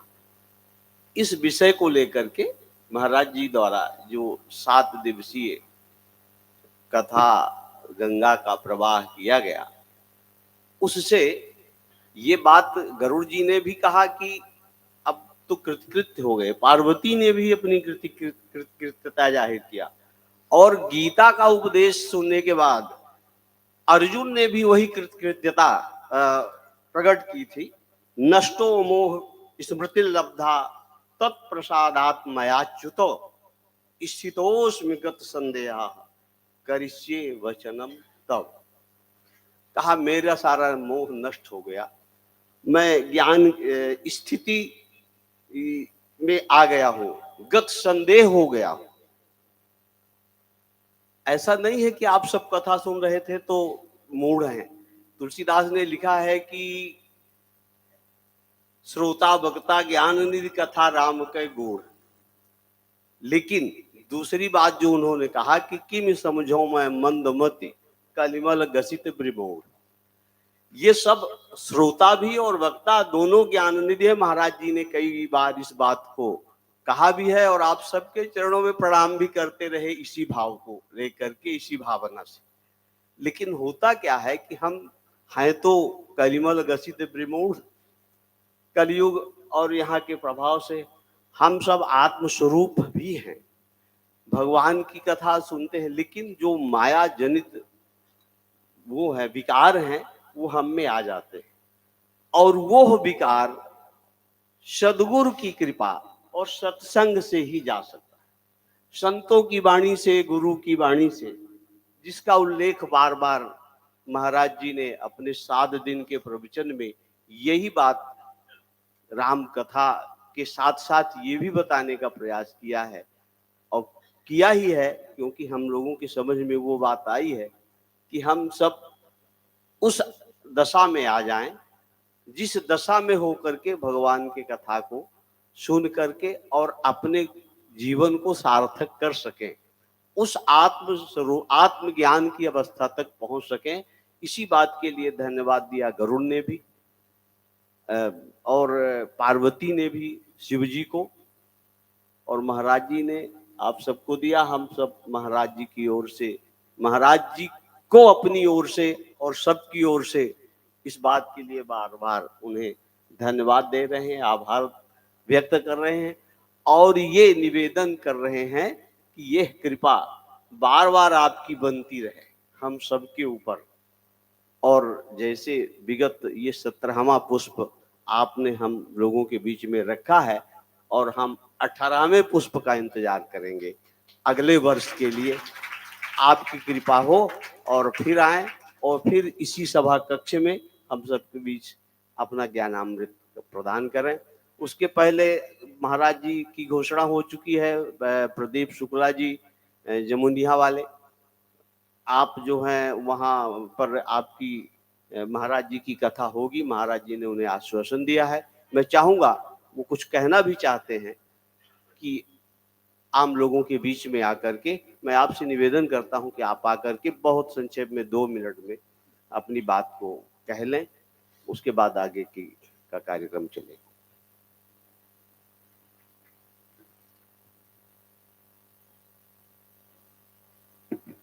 परम पूज्य सदगुरुदेव के चरणों में कोट कोट प्रणाम करता हूं और गुरुदेव और हमारे बीच की जो सेतु को काम किए हैं हमारे आदरणीय इंद्रशरण सिंह चौहान जी को मैं धन्यवाद देता हूं।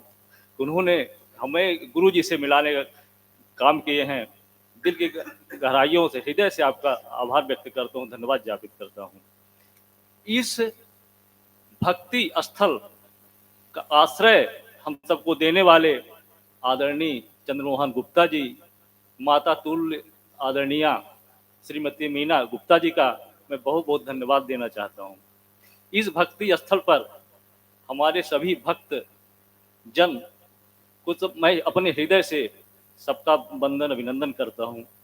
और महाराज जी कृपा सीधी जिले में वंचित क्षेत्र में हुई है, जहाँ बहुत सर्व सुविधा उपलब्ध नहीं है, लेकिन सदगुरु जी की कृपा से प्रयास ये करेंगे कि गुरुदेव जी को कष्ट न हो। और आप सबको मैं हृदय से उस कथा में आमंत्रित करता हूँ कि आप आएँ और जमुनिया में 17 फरवरी से 23 फरवरी तक की कथा में आप सब आएंगे तो हम उससे कृतार्थ होंगे, आप सबकी कृपा बनेगी, मेरे पूरे क्षेत्र धन्य होगा। इसी आशा विश्वास के साथ पुनः सबके चरणों में वंदन अभिनंदन करता हूँ। जय श्री राम। एक 11 वर्ष के बालक ने पूरी उससे कथा सुनी है और गुरु जी से बहुत बार बार वो बहुत प्रभावित हुआ है। उसने एक बाल रचना किया है गुरुदेव की महिमा पर और वो सुनाना चाहता है। मैं सादर आमंत्रित करता हूँ आदर्श शुक्ला को उसकी कविता के लिए। सीधे कविता कहेगा, भाषण नहीं देगा।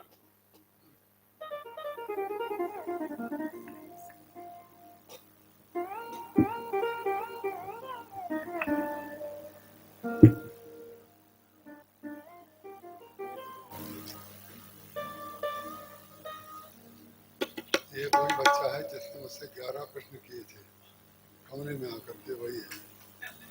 आदर्श नाम है इसका, आदर्श शुक्ला। आज इस कार्यक्रम के समापन अवसर पर श्री महाराज जी के सम्मान में एक कविता सुनाना चाहता हूँ, जिसका विषय है जय गुरुदेव जी। आपके शब्दों में बसती है भक्ति की महक, आपके वाणी में बहती है गंगा सी लहर, जो सुन ले वो पावन हो जाए मन। महंत जी आप तो हैं स्वयं साधना के स्वर। हर सुबह जब मंदिर में घंटा बजता है, आपका नया हर हृदय में गूंजता है। भक्ति का दीपक जो आपने जलाया, वो आज हर आत्मा में उजाला लाया। आपके दर्शन से मिटती हैं अंधेरे यहाँ, आपकी मुस्कान में बसते हैं हमारे सहारे। आपका हर उपदेश जीवन का सार है, आपके बिना ये मन जैसे सूना संसार है।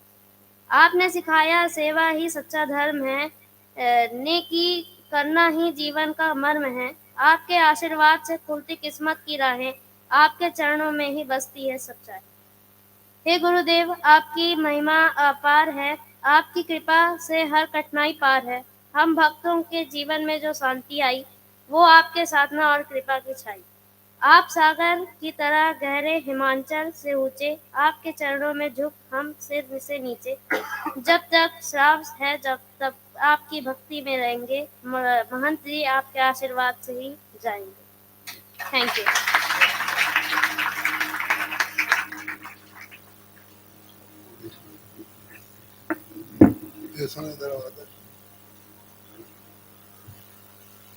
बहुत बहुत धन्यवाद आदर्श। जाओ महाराज, एक मिनट।